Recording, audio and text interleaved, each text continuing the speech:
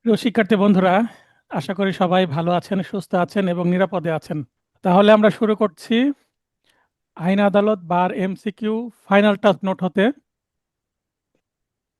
আজকে সর্বশেষ বিষয় মানে আইন, 7টা আইন, তার মধ্যে 7 নম্বর আইন ফৌজদারি কার্যবিধি, the code of civil criminal procedure. আমরা আজকে সিভিল প্রসিডিউরের একটা পরীক্ষা নিলাম। আজকে আমরা এই সাবজেক্টটা করতে পারলে আমরা মডেল টেস্টে চলে যেতে পারবো, তাই না? জি স্যার। এবং আরো কিছু গুরুত্বপূর্ণ ক্লাস আছে, রুটিনে দেখবেন। সিলেবাসে এই অংশে নির্ধারিত প্রশ্ন সংখ্যা 20, তাহলে নম্বরও 20, তার মানে বড় সাবজেক্ট। বলতে গেলে সবচেয়ে বড় সাবজেক্ট এটা। ধারা অনেকগুলো, 565 ধারা। শর্ট সাজেশনে দেখি কয়টি ধারা রেখেছি আমরা এই 26 সালের জন্য। এখানে আমাদের সর্বশেষ সংশোধনী যেটা 2025 অর্ডিন্যান্স এবং 2026 অ্যাক্ট, এই দুইটা দেখতে হবে। কিছু তফসিল দেখতে হবে। তাছাড়া আমাদের ধারা দেখতে হবে 132টি মাত্র। 565টি মোট ধারা, তার মধ্যে আমরা পড়বো কয়টা? 132। 132। পড়া যাবে না 132টি? জি স্যার। আর যারা ফাঁকিবাজ আছেন, এত পড়তে পারবেন না, তাদের জন্য আরো কম পড়তে চাইলে শুধুমাত্র 3 তারকা মানে 3 স্টার চিহ্নিতগুলো পড়ুন। তবে পাশ করবেন কিনা গ্যারেন্টি নাই। 3 স্টার থেকে মানে পাশের সম্ভাবনা আছে কিন্তু গ্যারেন্টি নেই। তবে 132টা পড়লে এবং যারা আমার ফাউন্ডেশন নোটও পড়েছেন তাদের গ্যারেন্টি আছে। আশা করছি এই নোট থেকেই আপনারা 70-র কাছাকাছি নম্বর কমন পেয়ে যাবেন। র্যাপিড রিভিশন, দ্রুত আমরা রিভিশন করি এই সাবজেক্টটা। সর্বপ্রথম ব্রিটিশ পার্লামেন্ট কর্তৃক পাস বা প্রবর্তন হয় এই সিআরপিসি আইনটি 1861 সালে। এই সালটাও কিন্তু অনেক সময় আসে, দু একবার এসেছে বিগত সালে। 1872 ও 1882 সালে সংস্কারের মাধ্যমে ভারতীয় ম্যাজিস্ট্রেটদের প্রেসিডেন্সি শহরে বিচারিক ক্ষমতা দেওয়া হয়। তার মানে যখন ব্রিটিশ শাসন করছিল পুরো ভারতীয় উপমহাদেশ, তখন এই আইনটা ডেভেলপ করে আমাদের জন্য। ফৌজদারি কার্যবিধি 1898 আইনটি পাস বা প্রবর্তন হয় 22শে মার্চ 1858।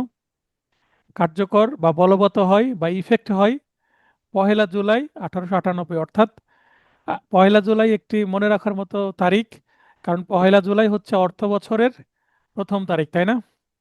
জি জি স্যার। সর্বশেষ সংশোধনী 2026 বলতে হবে, 25 বললে কিন্তু হবে না, কারণ সেটা আমরা দেখবো আজকেই শেষের দিকে। এটা 5 নম্বর আইন ওই সালের, এবং এটি একটি পদ্ধতিগত বা প্রসিডিউরাল বা অ্যাডজেক্টিভ ল। যেটাই প্রসিডিউরাল ল সেটাই পদ্ধতিগত, সেটার অপর নাম হচ্ছে অ্যাডজেক্টিভ ল।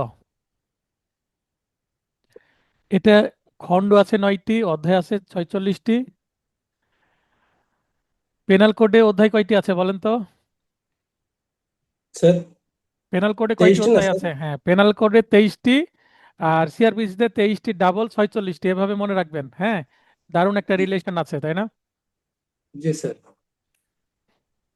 মোট ধারা বা সর্বশেষ ধারা হচ্ছে 565, আর বাতিলকৃত ধারা 117টি। কার্যকর কয়টি ধারা আছে এইটা আমাদের দরকার নাই, ঠিক আছে? এই যে এখানে আচ্ছা। 9 নম্বর যেটা আছে, এটা আপনাদের দরকার নেই, এগুলো আসবে না। কারণ রিসেন্টলি বেশ কিছু ধারা যুক্ত হয়েছে, তার মানে এই তথ্যটা এখন আমাকে সংশোধন করতে হবে, আর আমি সংশোধনের সুযোগ পাইনি। তবে খুব একটা গুরুত্বপূর্ণ না। মোট তফসিল 5টি। প্রথম তফসিল বাতিল করা হয়েছে, 4টি বর্তমানে বলবৎ আছে, দ্বিতীয়, তৃতীয়, চতুর্থ এবং পঞ্চম। দ্বিতীয় তফসিলে মোট কলাম আছে 8টি, এবং 8টি কলামে কোথায় কি আছে সেটা আমরা দেখবো আজকে। আপিল বিভাগে মাজদার হোসেন মামলায় রায় ঘোষিত হয় 1999 সালে। এটা কেন? এই মাজদার হোসেন মামলার মাধ্যমেই কিন্তু কি হয়, এই জুডিশিয়ারি আলাদা হয়ে যায়। আগে কিন্তু জি 2007 সালের আগে জুডিশিয়ারির যে পরীক্ষা সেটা ছিলই না। তাই জুডিশিয়ারির 2007 সালের এমসিকিউ প্রশ্ন পাবো, তার পিছনে 6, 5 এগুলোর কিন্তু এমসিকিউ নাই। কারণ জুডিশিয়ারির পরীক্ষা চালু হয়েছে 2007 সাল থেকে। কেন? এর আগে বিচারক মানে নিয়োগ হতে বিসিএস, বিসিএস থেকে কিন্তু হতো, হ্যাঁ। আর এখন জি। জুডিশিয়ারি আলাদা কমিশন হয়ে গেছে, বিসিএস ক্যাডার এর মাধ্যমে আর দরকার হচ্ছে না। ফৌজদারি কার্যবিধিতে জুডিশিয়াল ম্যাজিস্ট্রেট সম্পর্কিত বিধান অন্তর্ভুক্ত বা পদ স্থায়ী করা হয়েছে 2007 সালে। তার মানে বিচার বিভাগ আলাদা হয়ে গেছে 2007 সালে এটার মাধ্যমে। ফৌজদারি কার্যবিধিতে বিকল্প বিরোধ নিষ্পত্তি বা এডিআর সংক্রান্ত কোনো বিধান নাই। এডিআর কোথায় আছে? সিপিসিতে, তাই না? জি স্যার।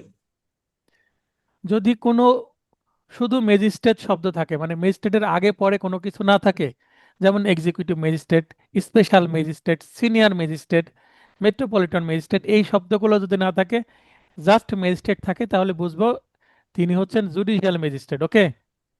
জি ইংরেজি হচ্ছে নো কোয়ালিফাইং ওয়ার্ড। হ্যাঁ, জি নো কোয়ালিফাইং ওয়ার্ড ম্যাজিস্ট্রেটের আগে পরে যদি না থাকে, তাহলে তাকে জাস্ট জুডিশিয়াল ম্যাজিস্ট্রেট বোঝাবে।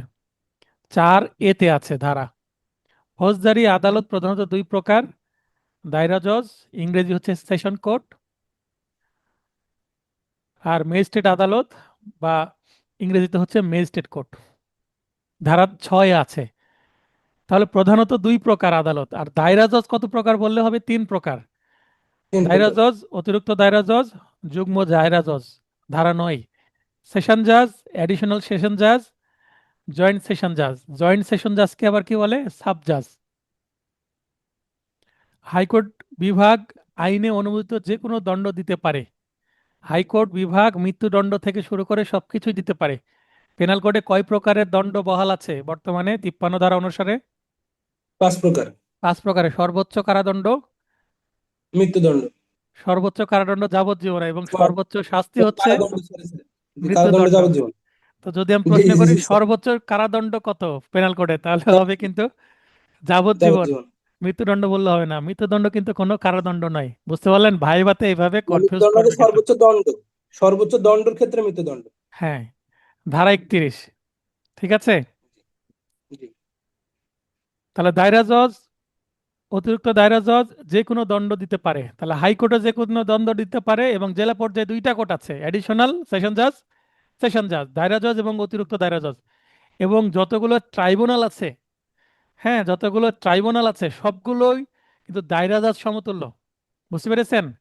তার মানে জি ট্রাইব্যুনালরাও কি দিতে পারবে? মৃত্যুদণ্ড দিতে পারবে। বুঝতে পেরেছেন? কোন জি ট্রাইব্যুনাল, যেমন দ্রুত বিচার ট্রাইব্যুনাল, তারপরে নারী ও শিশু নির্যাতন দমন ট্রাইব্যুনাল, জননিরাপত্তা বিঘ্নকারী ট্রাইব্যুনাল, ঠিক আছে, অপরাধ দমন, জননিরাপত্তা বিঘ্নকারী অপরাধ দমন ট্রাইব্যুনাল, কত বড় নাম! তারপরে সাইবার জি ট্রাইব্যুনাল। যতগুলো ট্রাইব্যুনাল আছে সবগুলোই কিন্তু দায়রা জজ, জেলা ও দায়রা জজ সমতুল্য তাদের ক্ষমতা। তার মানে ট্রাইব্যুনালের বিচারকরাও কি দিতে পারে? মৃত্যুদণ্ড দিতে পারে। ওকে। মৃত্যুদণ্ড দিতে হবে। তারা আর অন্য জি কিছু না, তারা দায়রা জজ সমতুল্য। তাই দায়রা জজ বললে ট্রাইব্যুনালের বিচারকরা ইনক্লুড হয়ে যায়। এটা আবার অনেকে বোঝেন না। হ্যাঁ, মৃত্যুদণ্ড কার্যকর করতে হাইকোর্টের অনুমতি প্রয়োজন হবে। তার মানে হাইকোর্টের মৃত্যুদণ্ড যদি হাইকোর্টে দেয়, তাহলে তার জন্য আর কারো অনুমোদন লাগবে না, বা আপিল বিভাগের অনুমোদন লাগবে না। কিন্তু জেলা পর্যায়ে দায়রা জজ এবং অতিরিক্ত দায়রা জজ বা ট্রাইব্যুনালের কোনো বিচারক যদি মৃত্যুদণ্ড দেয়, তাহলে হাইকোর্টের আবার অনুমতি লাগবে মৃত্যুদণ্ডটা কার্যকর করতে, মানে ফাঁসিতে ঝুলিয়ে তার প্রাণ জি কেড়ে নিতে। ঠিক আছে, এটা 31-এ আছে। তাহলে 31 আমরা কি পাচ্ছি? হাইকোর্টের দণ্ড প্রদানের ক্ষমতা, দায়রা জজ, অতিরিক্ত দায়রা জজের দণ্ড প্রদানের ক্ষমতা। বুঝতে পেরেছেন? ইভেন জি এখানে আছে যুগ্ম দায়রা জজ, এর দণ্ড প্রদানের ক্ষমতা। মৃত্যুদণ্ড, যাবজ্জীবন কারাদণ্ড, এবং কি 10 বছরের অধিক কারাদণ্ড ব্যতীত। এর অর্থ কি? তার মানে তিনি ম্যাক্সিমাম 10 বছর কারাদণ্ড দিতে পারবেন। যাবজ্জীবন তো দিতে পারবেনই না, মৃত্যুদণ্ডও না। তার মানে সর্বোচ্চ তিনি 10 বছর কারাদণ্ড দিতে পারবেন, এর ওপরে না, এর নিচে। ঠিক আছে। জি কম মেয়াদের যে কোনো দণ্ড তিনি দিতে পারবেন। সেটা 10 বছরের যাবত, মানে 10 বছরের সশ্রম বা বিনাশ্রম দিতে পারবেন, ফাইন দিতে পারবেন। ফাইন কত দিতে পারবেন সেটাও আমরা দেখব। ধারা 31 আমরা শেষ করলাম। এবার ধারা 32 খুবই গুরুত্বপূর্ণ। ধারা 32-এ কিন্তু অ্যামেন্ডমেন্ট হয়েছে। কি হয়েছে? Amendment sir. অ্যামেন্ডমেন্ট, সংশোধন হয়েছে। খুবই গুরুত্বপূর্ণ। যারা অ্যামেন্ডমেন্ট পড়েননি তারা ভুল করবেন। মেট্রোপলিটন বা প্রথম শ্রেণীর ম্যাজিস্ট্রেট সর্বোচ্চ 5 বছর কারাদণ্ড দিতে পারেন, এবং অর্থদণ্ড কত দিতে পারেন? পাঁচ 5 লক্ষ লক্ষ টাকা। টাকা এই যে 5 লক্ষ, আগে ছিল 10,000, এখন হয়ে গেছে কত? 5 লক্ষ। এই 5 নোট লক্ষ। নেওয়ার পরে এক ভাই আমাকে মেসেজ করেছেন, স্যার এখানে আপনি ভুল করে 5 লক্ষ লিখেছেন। উনি দাবি করছেন আমি ভুল করেছি, তার মানে আচ্ছা, উনি অ্যামেন্ডমেন্ট দেখেননি। মানে উনি অনেকদিন বাংলাদেশে নেই। না, বাংলাদেশে আছেন, আইন দেখেননি। সবাই জি জি, সবাই তাহলে তো আর আপনার মতো অ্যাক্টিভ বই নিয়ে পড়ে আছে না ভাই, সবার কাজকর্ম আছে না। তো এই যে আমরা একটু উপকার করছি ইউটিউবে ভিডিও দিয়ে, যারা ভিডিও দেখছেন ইউটিউবে তারা দেখে নেন। এবং আমরা আজকে ভিডিও শেষের দিকে আবার দেখাবো, মানে আরেকটি ক্লাসের অংশে সর্বশেষ সংশোধনী দেখাবো, ঠিক আছে? তাহলে আপনারা বুঝতে পারবেন যে সংশোধনে আগে কি ছিল, সংশোধনের আগে পরে কি, সেটা খুব চমৎকার ভিডিও হবে। যেমন সিপিসির সাম্প্রতিক সংশোধনে 2026 দেখেছি তেমন। তাহলে 5 লক্ষ টাকা পর্যন্ত দিতে পারবেন, এটা কোথায় আছে? 32-এ আছে। তারপরে দ্বিতীয় শ্রেণীর ম্যাজিস্ট্রেট, আচ্ছা প্রথম শ্রেণীর ম্যাজিস্ট্রেট এবং মেট্রোপলিটন ম্যাজিস্ট্রেট ক্ষমতা একই, বুঝতে পেরেছেন? জি তার মানে দ্বিতীয় বা তৃতীয় শ্রেণীর জুডিশিয়াল ম্যাজিস্ট্রেট এনারা কিন্তু আবার মেট্রোপলিটন ম্যাজিস্ট্রেট হতে পারেন না। মেট্রোপলিটন ম্যাজিস্ট্রেট হতে হলে তাকে আবার দ্বিতীয় শ্রেণীর ম্যাজিস্ট্রেট থেকে পদোন্নতি হয়ে প্রথম শ্রেণীর ম্যাজিস্ট্রেট হতে হবে, তারপরে উনি মেট্রোপলিটন এলাকায় পদোন্নতি মাধ্যমে নিয়োগ পাবেন। ওকে? জি তাহলে সর্বোচ্চ কারাদণ্ড আগেও ছিল 3 বছর, এখনো 3 বছর, কিন্তু অর্থদণ্ড বৃদ্ধি পেয়ে 3 লক্ষ হয়ে গেছে, এটাও 32-এ। তারপরে তৃতীয় শ্রেণীর ম্যাজিস্ট্রেট সর্বোচ্চ 2 বছর কারাদণ্ড আগেও ছিল এখনো আছে, কিন্তু অর্থদণ্ড বৃদ্ধি পেয়ে 2 লক্ষ টাকা হয়ে গেছে, 32 ধারা অ্যামেন্ডমেন্ট। ওকে? জি উচ্চতর ক্ষমতাপ্রাপ্ত ম্যাজিস্ট্রেট, যেগুলো স্পেশাল ম্যাজিস্ট্রেট, সর্বোচ্চ 7 বছর কারাদণ্ড দিতে পারে। আমরা দেখলাম যে মেট্রোপলিটন বা প্রথম শ্রেণীর ম্যাজিস্ট্রেট এনারা 5 বছর দিতে পারে, কিন্তু এনাদেরকেই যখন সিনিয়র জুডিশিয়াল ম্যাজিস্ট্রেট বা মেট্রোপলিটন ম্যাজিস্ট্রেট বা অতিরিক্ত চিফ জুডিশিয়াল ম্যাজিস্ট্রেট, অতিরিক্ত চিফ মেট্রোপলিটন ম্যাজিস্ট্রেট বা চিফ মেট্রোপলিটন ম্যাজিস্ট্রেট বা চিফ জুডিশিয়াল ম্যাজিস্ট্রেট, এনারা কিন্তু স্পেশাল ক্ষমতা পেয়ে থাকেন। কত ধারে পেয়ে থাকেন ওনারা? 29 সি, 29 সি মতে ক্ষমতা পেয়ে থাকেন। এবং তাদেরকে উচ্চতর 7 বছর কারাদণ্ড দেওয়ার ক্ষমতা দেওয়া হচ্ছে 33 এতে, বুঝতে পারলেন? জি তার মানে 29 সিতে তাদেরকে ক্ষমতা দেওয়া হচ্ছে কি করার জন্য? কিছু কিছু মামলার বিচার করার জন্য, মানে বিচারিক ক্ষমতা দেওয়া হচ্ছে 29 সিতে। 33 এতে কারাদণ্ড দেওয়ার ক্ষমতা দেওয়া হচ্ছে 7 বছর পর্যন্ত, অর্থাৎ 2 বছর এক্সটেনশন। ওকে? জি জি স্যার। যে কোনো ব্যক্তিকে গ্রেপ্তারকালে গ্রেপ্তারকারী কর্মকর্তা কি করবেন? পরিচয় বহন করবেন, মানে তার ভিজিটিং কার্ড বলছে, আইডি কার্ড, আইডেন্টিটি কার্ড ঝুলিয়ে রাখতে হবে, দেখাতে হবে গলায় অথবা কোমরের আশেপাশে। অনেকে বেল্টের সাথে ঝুলিয়ে রাখে, তাই না? জি স্যার। গ্রেপ্তার সংক্রান্ত স্মারকলিপি, যেটা বলা হচ্ছে মেমোরান্ডাম অফ অ্যারেস্ট, এটাও কিন্তু নতুন অ্যামেন্ডমেন্ট প্রস্তুত করবেন। এবং এটা খুবই গুরুত্বপূর্ণ যে 12 ঘন্টার মধ্যে পরিবারের কোনো সদস্য, কোনো আত্মীয় বা কোনো বন্ধুকে অবগত করবেন। কততে আছে? ধারা 46 এতে আছে। এটাও নতুন বিধান, ঠিক আছে, অ্যামেন্ডমেন্টের মাধ্যমে আসছে। তাহলে গ্রেপ্তার করতে গেলে গ্রেপ্তার করে নিয়ে যে আর গুম করা যাবে না, 12 ঘন্টার মধ্যে পরিবারের কোনো সদস্যকে ওই জানাতে হবে। তার মানে যাকে গ্রেপ্তার করলো তাকে জিজ্ঞাসা করবে যে তোমাকে যে গ্রেপ্তার করা হলো বা আপনাকে যে গ্রেপ্তার করা হলো কাকে জানাবো? যদি বলে যে আমার বাবাকে বা মাকে বা বড় ভাইকে বা আমার বন্ধুকে, তখন তার মোবাইল নাম্বার নিবে। হ্যাঁ, একটা মোবাইল নাম্বার নিয়ে তাকে কল দেবে। কে কল দেবে? যিনি গ্রেপ্তার করবেন তারই কল দেওয়ার দায়িত্ব। কল দিয়ে জানাবে যে অমুক নামের ব্যক্তিকে কি করা হয়েছে, গ্রেপ্তার করা হয়েছে, এই থানাতে আছে। বুঝতে পেরেছেন? জি যেন দুশ্চিন্তা না করে। এটা 46 এতে একেবারে ফ্রেশ নতুন বিধান। গ্রেপ্তারের বিষয়ে অফিসিয়াল গেজেট ও সাধারণ ডায়েরিতে লিপিবদ্ধকরণ করতে হবে এবং তথ্য প্রদান করতে হবে। কেউ যদি তথ্য নিতে চায় থানায় এসে তথ্য দিতে হবে, এটা 46 বি নতুন বিধান। গ্রেপ্তারের তথ্য সংরক্ষণ ও প্রদর্শন করতে হবে, 46 সি নতুন বিধান। প্রদর্শন ডিজিটালি করতে হবে, ওয়েবসাইটে করতে হবে। এবং থানা এবং অন্যান্য কিছু অফিসের যে কিবোর্ড বলে সেটাকে, নোটিশ বোর্ড, সেখানে তথ্য দিতে হবে, তাই না? জি। যে আজকে কাকে কাকে গ্রেপ্তার করা হলো এরকম। দেখবেন অফিসে নোটিশ বোর্ড থাকে, সেই নোটিশ বোর্ডের কথা জি বলা থাকে হচ্ছে। তো। আমার জি ফাউন্ডেশন নোটে এগুলো সম্পর্কে বিস্তারিত কিন্তু আলোচনা আছে। আমি গুরুত্বপূর্ণ তথ্যগুলোর সমন্বয়ে জাস্ট র্যাপিড রিভিশন করে যাচ্ছি। গ্রেপ্তারকৃত ব্যক্তির স্বাস্থ্য ও নিরাপত্তার যত্ন নেওয়া গ্রেপ্তারকারী ব্যক্তির দায়িত্ব। কার দায়িত্ব? যে গ্রেপ্তার গ্রেপ্তার করে করে। নিয়ে গেল তারই দায়িত্ব, কারণ গ্রেপ্তার করে নিয়ে যাওয়ার পর কোনো আসামি যদি অসুস্থ হয়ে যায় তাহলে যে গ্রেপ্তার করেছে তাকে কিন্তু দায় নিতে হবে, তাই না? জি আর মানে গ্রেপ্তার করে নিয়ে গেলে হবে না, ভালো মন্দ খাওয়াতে হবে, পিপাসা লাগলে পানি খাওয়াতে হবে, ক্ষুধা লাগলে খাওয়াতে হবে, তাই না? জি 46D, মেডিকেল অফিসার দ্বারা গ্রেপ্তারকৃত ব্যক্তির স্বাস্থ্য পরীক্ষাও করাতে হবে, তার কি অবস্থা। না হলে গ্রেপ্তার করে নিয়ে গেল, গ্রেপ্তার করে নিয়ে যাওয়ার 1 ঘন্টা পর মারা গেল, তাহলে পুরো দায় কিন্তু ওই যে যিনি অ্যারেস্ট করবেন তার উপরে পড়বে। তিনি পুলিশ হতে পারেন, র্যাব হতে পারেন, ডিবি পুলিশ হতে পারেন, পিবিআই হতে পারেন, তাই না? জি স্যার। বিজেপিও হতে পারেন। 46E-তে বলা হচ্ছে তাহলে স্বাস্থ্য পরীক্ষা কেন করা হবে, স্বাস্থ্যের কন্ডিশন, এটা উভয় পক্ষেরই সেফটির জন্য, প্রশাসনেরও সেফটি আবার আসামিরও সেফটি। স্বাস্থ্য পরীক্ষা করে যদি দেখা যায় তার গুরুতর অসুস্থ আছে, দ্রুত চিকিৎসার ব্যবস্থা করতে হবে, তাই না? জি দেহ তল্লাশি পূর্বক মানে সার্চ করে জব্দ তালিকা প্রস্তুত করতে হবে, সিজার লিস্ট করতে হবে। তারপর স্বাক্ষর গ্রহণ করতে হবে, কার স্বাক্ষর, সাক্ষীদের, যাদের সামনে জব্দ তালিকা প্রস্তুত করা হচ্ছে এবং জব্দ করা হচ্ছে জিনিসপত্র। অনুলিপি প্রদান করতে হবে, যেগুলো জব্দ করা হয় সেগুলোকে কি বলে, আলামত, কি বলে, আলামত। মামলার আলামত। ধারা 51, আগেও ছিল এখনো আছে, কিন্তু এই যে জব্দ তালিকা তৈরি করার বিষয়টা একটু গুরুত্ব দেওয়া হয়েছে 51 ধারাতে। পুলিশ বিনা ওয়ারেন্টে গ্রেপ্তার করতে পারতো আগে কত প্রকার ব্যক্তিকে, 9 প্রকার। এখন 11 ক্ষেত্রে। ধারা 54, জি গ্রেপ্তারকৃত ব্যক্তিকে গ্রেপ্তার করলে গ্রেপ্তারের কারণ জানাতে হবে। একজন ব্যক্তিকে গ্রেপ্তার করলে, ভাই আমাকে কেন গ্রেপ্তার করছেন, স্যার আমাকে কেন গ্রেপ্তার করছেন, এই কথা যখন কেউ বলবে তাকে জানাতে হবে যে এই এই কারণে আপনাকে অ্যারেস্ট করা হচ্ছে, তাই না?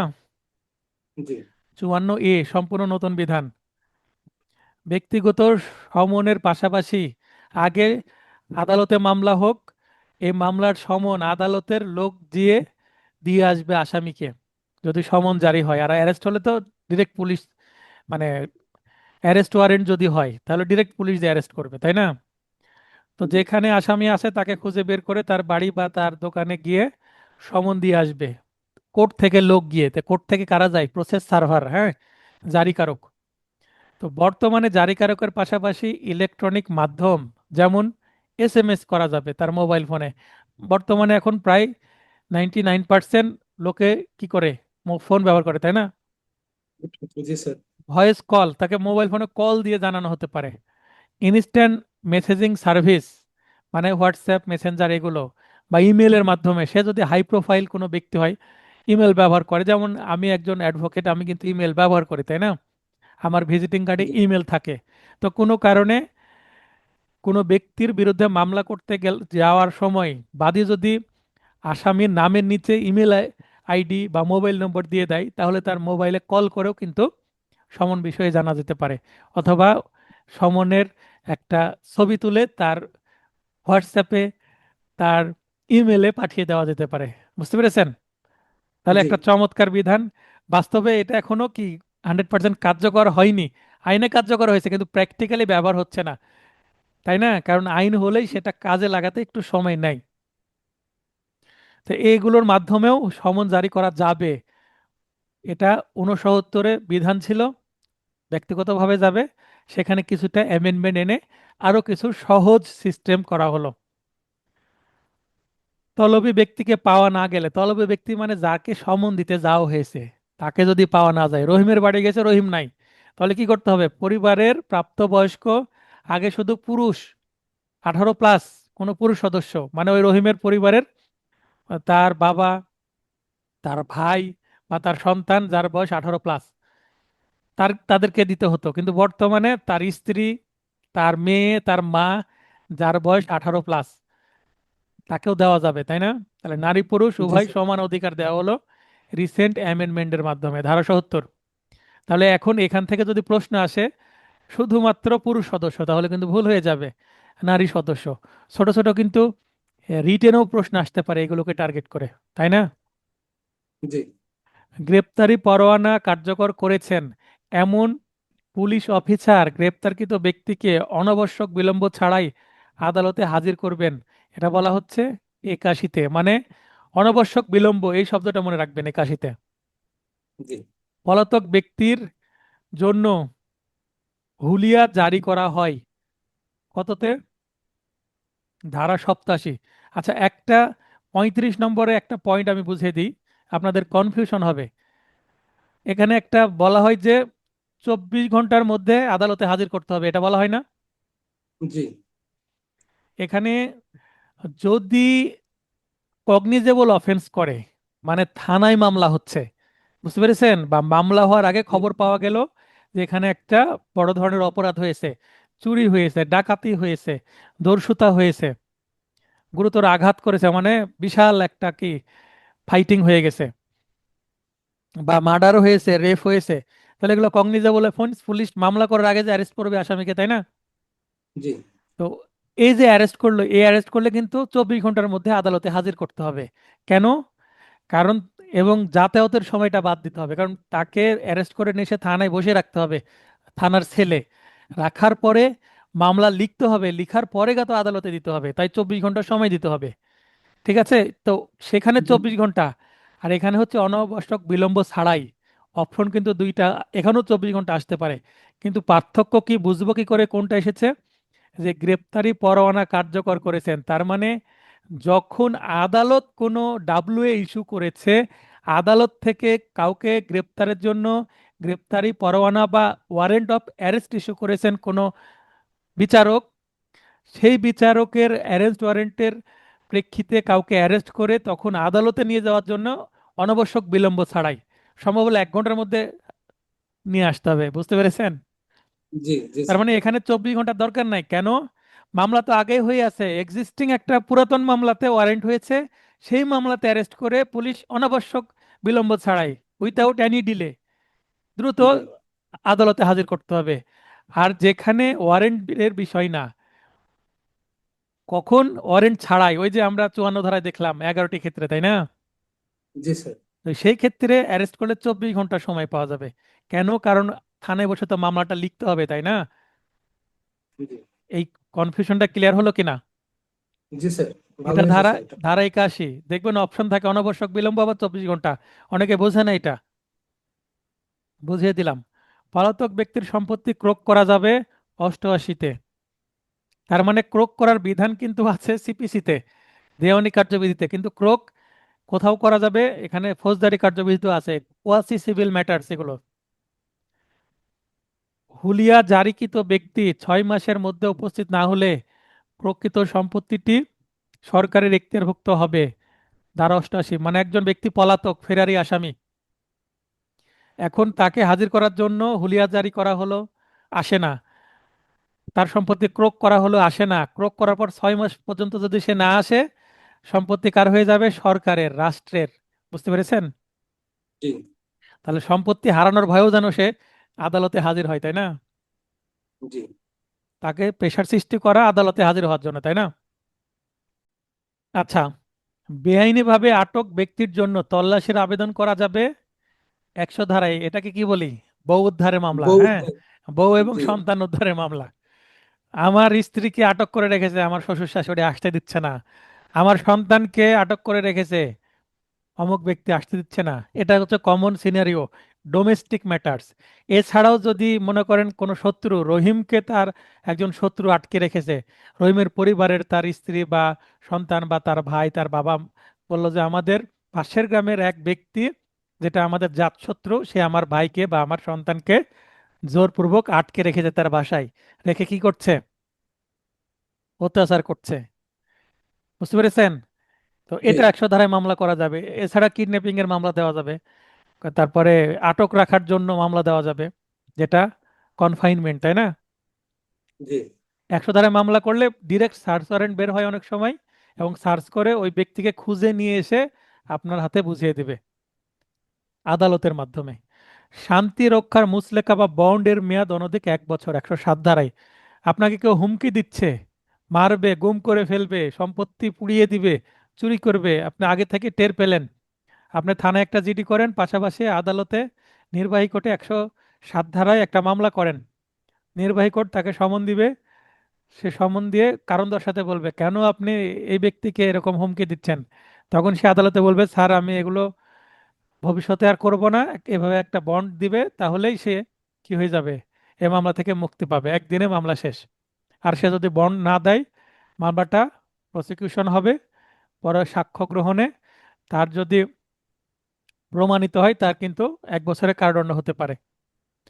জরুরি পরিস্থিতিতে অস্থায়ী আদেশ জারির মেয়াদ অনধিক 2 মাস, মানে একশো দুই। চুয়াল্লিশ ধারা জারি করা হয় কি 2 মাসের জন্য, জি জরুরি অবস্থা যেটা। আচ্ছা, জরুরি অবস্থা মেট্রোপলিটন এলাকায় কিন্তু জারি করা যায় না। জরুরি অবস্থা বা 144 ধারা জারি হয় মেট্রোপলিটন এলাকার বাইরে। হ্যাঁ, তো জি মেট্রোপলিটন এলাকায় তাহলে কে জারি করবে এই ধরনের বিধান? মেট্রোপলিটন এলাকায় বা মহানগর এলাকায়, মেট্রোপলিটনের বাংলা কি মহানগর, জি মেট্রোপলিটন এলাকায় জরুরি পরিস্থিতিতে পুলিশ কমিশনার এমন আদেশ জারি করতে পারবেন, 144 ধারার বিধান বলা আছে। তার মানে 144 ধারার মতোই এই ধরনের জরুরি পরিস্থিতি হলে পুলিশ কমিশনার জারি করবেন। আর মেট্রোপলিটন এলাকার বাইরে হলে কে করবেন? ম্যাজিস্ট্রেট করবেন, জি নির্বাহী ম্যাজিস্ট্রেট, যে মোবাইল কোর্ট যারা করে তারা। স্থাবর সম্পত্তি বিষয়ে বিরোধের ফলে শান্তি ভঙ্গের আশঙ্কা দেখা দিলে আবেদন যাবে বা আবেদন করা যাবে 145 ধারায়। তার মানে অস্থাবর সম্পত্তি নিয়ে 144, আর স্থাবর সম্পত্তির দখল নিয়ে যদি বিরোধ দেখা দেয়, যে আমার সম্পত্তি দখল করে নেওয়ার চেষ্টা করছে, সেক্ষেত্রে আপনি সিভিল কোর্টে এসআর অ্যাক্টের 42 ধারায় ঘোষণামূলক মামলা করতে পারবেন, অথবা আপনি পাশাপাশি 145 ধারায় কোথায় মামলা করতে পারবেন? এডিএম কোর্টে, মানে অতিরিক্ত জেলা ম্যাজিস্ট্রেট কোর্টে। এবং 2 জায়গাতেও মামলা করতে পারবেন, পাশাপাশি একসাথে 2 জায়গাতেও মামলা করা যায়, 2টা মামলাই চলবে, কোনো সমস্যা নেই। জেলা ম্যাজিস্ট্রেট বা তার অধস্তন কোনো নির্বাহী ম্যাজিস্ট্রেট, তাহলে জেলা ম্যাজিস্ট্রেট মানে ডিস্ট্রিক্ট ম্যাজিস্ট্রেট, ডিসি বিচারিক ক্ষমতা প্রয়োগ করলে তাকে জেলা ম্যাজিস্ট্রেট বলে। এবং তার আন্ডারে যারা সহকারী ডিসি থাকে তাদেরকে নির্বাহী ম্যাজিস্ট্রেটের ক্ষমতা দেওয়া হয়, এক্সিকিউটিভ ম্যাজিস্ট্রেট স্থানীয় অনুসন্ধান বা লোকাল ইনকোয়ারি করতে পারেন। তাহলে লোকাল ইনকোয়ারি কারা কারা করতে পারে আমরা এখানে দেখলাম। বিধান কোথায় আছে? 148 ধারা। আমলযোগ্য অপরাধের এজাহার স্থানীয় পুলিশ স্টেশনে করতে হয়। তার মানে ফৌজদারি মামলা যদি হয়, বড় ধরনের গুরুতর অপরাধ হয়, তাহলে দৌড়ে পুলিশের কাছে যে বলতে হবে এই এই হয়েছে, বা কল দিতে হবে 999-এ, তাই না? জি তাহলে 154 ধারায় কি মামলা হবে? জিআর মামলা হবে। জিআর মামলায় কি হবে? এফআইআর হবে, ঠিক আছে। জি আমল অযোগ্য অপরাধের জন্য সাধারণ ডায়েরি বা জিডি স্থানীয় পুলিশ স্টেশনে করতে হবে 155 ধারায়। তাহলে 154 ধারায় জিআর মামলা হয়। আচ্ছা, জিআর মামলায় 2টার পার্ট আছে বেসিক্যালি। একটা হচ্ছে এফআইআর, যেটা টপ শিট, যেমন আমার আমার নোট দিয়েছি, নোটের উপরে একটা কাভার পেজ আছে না, জি বড় করে ফাইনাল টাচ নোট লেখা আছে, তো সেটাকে কি বলছি? Top sheet. এটাই কোনো মামলার উপরে যে শিটটা থাকবে সেটাকে বলা হচ্ছে টপ শিট বা এজাহার, সরি, এফআইআর। এফআইআর এর বাংলা কি? প্রাথমিক তথ্য বিবরণী। পুলিশ জি প্রাথমিকভাবে যেটা জানতে পারলো সেটা। আচ্ছা, তাহলে দ্বিতীয় পেজে কি থাকবে? এজাহার। কি থাকবে? এজাহার। এজাহার। এজাহার মানে একটা দরখাস্ত, বরাবর ভারপ্রাপ্ত পুলিশ কর্মকর্তা অমুক থানা, হ্যাঁ, তারপরে আমরা দিয়ে দিলাম, বিষয়। যেমন রাজশাহীর যদি থানার নাম দিই তাহলে বোয়ালিয়া থানা, রাজশাহী। তারপরে বিষয় এজাহার দায়ের প্রসঙ্গে, তারপরে জনাব এই হয়েছে, ঠিক আছে, দরখাস্ত যেভাবে লিখি। জি তো আমি নিজের পরিচয় দিতে হয়, আমি অমুক, আমার পিতার নাম এই, আমার ঠিকানা এই, তো 1 নম্বর 2 নম্বর 3 নম্বর আসামির নাম ঠিকানা দিয়ে এনারা আজ এত তারিখ এতটার সময় এই এই ঘটনা ঘটিয়েছে, সাক্ষী অমুক অমুক অমুক 1 2 3, নাম ঠিকানা। তাদের বিরুদ্ধে অতি জরুরি ভিত্তিতে আইনগত ব্যবস্থা গ্রহণে মর্জি হয়, শেষ। এজাহার, ঠিক আছে। জি আমরা জি কোথায় দেখবো এগুলো? লিখিত নোটের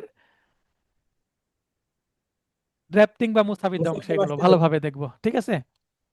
জি তারপরে আপনারা যারা কোর্টে যান দেখেছেন বাস্তবে মামলা, তাহলে আমি বলছি যে এফআইআর, এফআইআরটা কে রেডি করে বা এফআইআর কে দায়ের করে, বা এফআইআর ইংরেজিতে যদি বলি হু লঞ্চ এফআইআর, হ্যাঁ, কে এফআইআর লঞ্চ করতে পারে? OC, officers in charge of in charge. Police police station. Station. তাহলে পুলিশ স্টেশনের ভারপ্রাপ্ত কর্মকর্তা ওসি এফআইআর লঞ্চ করে বা দায়ের করে। আর এজাহার দায়ের করে কে? এজাহার দায়ের করতে পারে সংবাদ। যে কোনো সংক্ষুব্ধ ব্যক্তি, মানে যার ক্ষতি হয়েছে, যে জি ভিকটিম সেও করতে পারে, ভিকটিমের বাবাও করতে পারে। এখন ভিকটিম গুরুতর অসুস্থ হয়ে মেডিকেলে ভর্তি হয়ে আছে, সে তো আর আসতে পারবে না, তার পক্ষে তার বাবা আসতে পারবে, তার যে কোনো একজন শুভাকাঙ্ক্ষী আসতে পারবে, তাই না, যে জি বিচার চাচ্ছে তার পক্ষে। তাহলে এজাহার করবে হচ্ছে সংক্ষুব্ধ ব্যক্তি, যে কোনো সংক্ষুব্ধ ব্যক্তি, তবে অবশ্যই 18+ হতে হবে, তাই না? জি জি না হলে তো সে মামলা করার জন্য লিগেলি এবল না, ডিজেবল, তাই না? জি আমল অযোগ্য অপরাধের তদন্ত ম্যাজিস্ট্রেটের অনুমতি ছাড়া পুলিশ শুরু করতে পারে না। কত? 155, যেটা জিডি। জিডি থেকে এনজিআর মানে নন কগনিজেন্স অফেন্স এর জন্য, এনজিআর মানে নন জেনারেল রেজিস্টার, জিআর মানে general register case, minister. GR মামলা। আর এনজিআর মানে নন জেনারেল রেজিস্টার কেস, এটা হচ্ছে নন জিআর প্রসিকিউশন হিসাবে সেটা যায় জিডি থেকে মামলার উৎপত্তি হলে। জিডি করার পর সরাসরি সেটা চলে যায় ম্যাজিস্ট্রেটের কাছে অনুমতি নিতে, যে এটার তদন্ত করার দরকার আছে কিনা। এবং যিনি জিডি করেন, জিডিকারীকে আবার ওই থানা থেকে খবর দেওয়া হয় যে আপনার মামলার ডেট এত তারিখে আছে জিডির, আপনি অমুক কোর্টে উপস্থিত হবেন। ওই কোর্টে গেলে তখন ডাকা হয়, জিডিকারী মিস্টার রহিম আসেন। রহিম দাঁড়ালো, ম্যাজিস্ট্রেট জিজ্ঞাসা করলেন, আপনি কি তদন্ত চাচ্ছেন যে বিষয়ে জিডি করেছিলেন, যে ঝামেলা হয়েছিল? তো হ্যাঁ স্যার, ঝামেলা এখন আমার মেটেনি, আমি তদন্ত চাচ্ছি, আমি বিচার চাচ্ছি। তখন তদন্তের পারমিশন দিবে কাকে? পুলিশকে। তখন পুলিশ আসামির খোঁজ খবর করবে, তদন্ত করবে, সাক্ষীদের জিজ্ঞাসা করবে। তার আগে জিডির মামলাতে কখনো আসামির কাছে যাওয়ার কি বিধান নাই, বুঝতে পেরেছেন?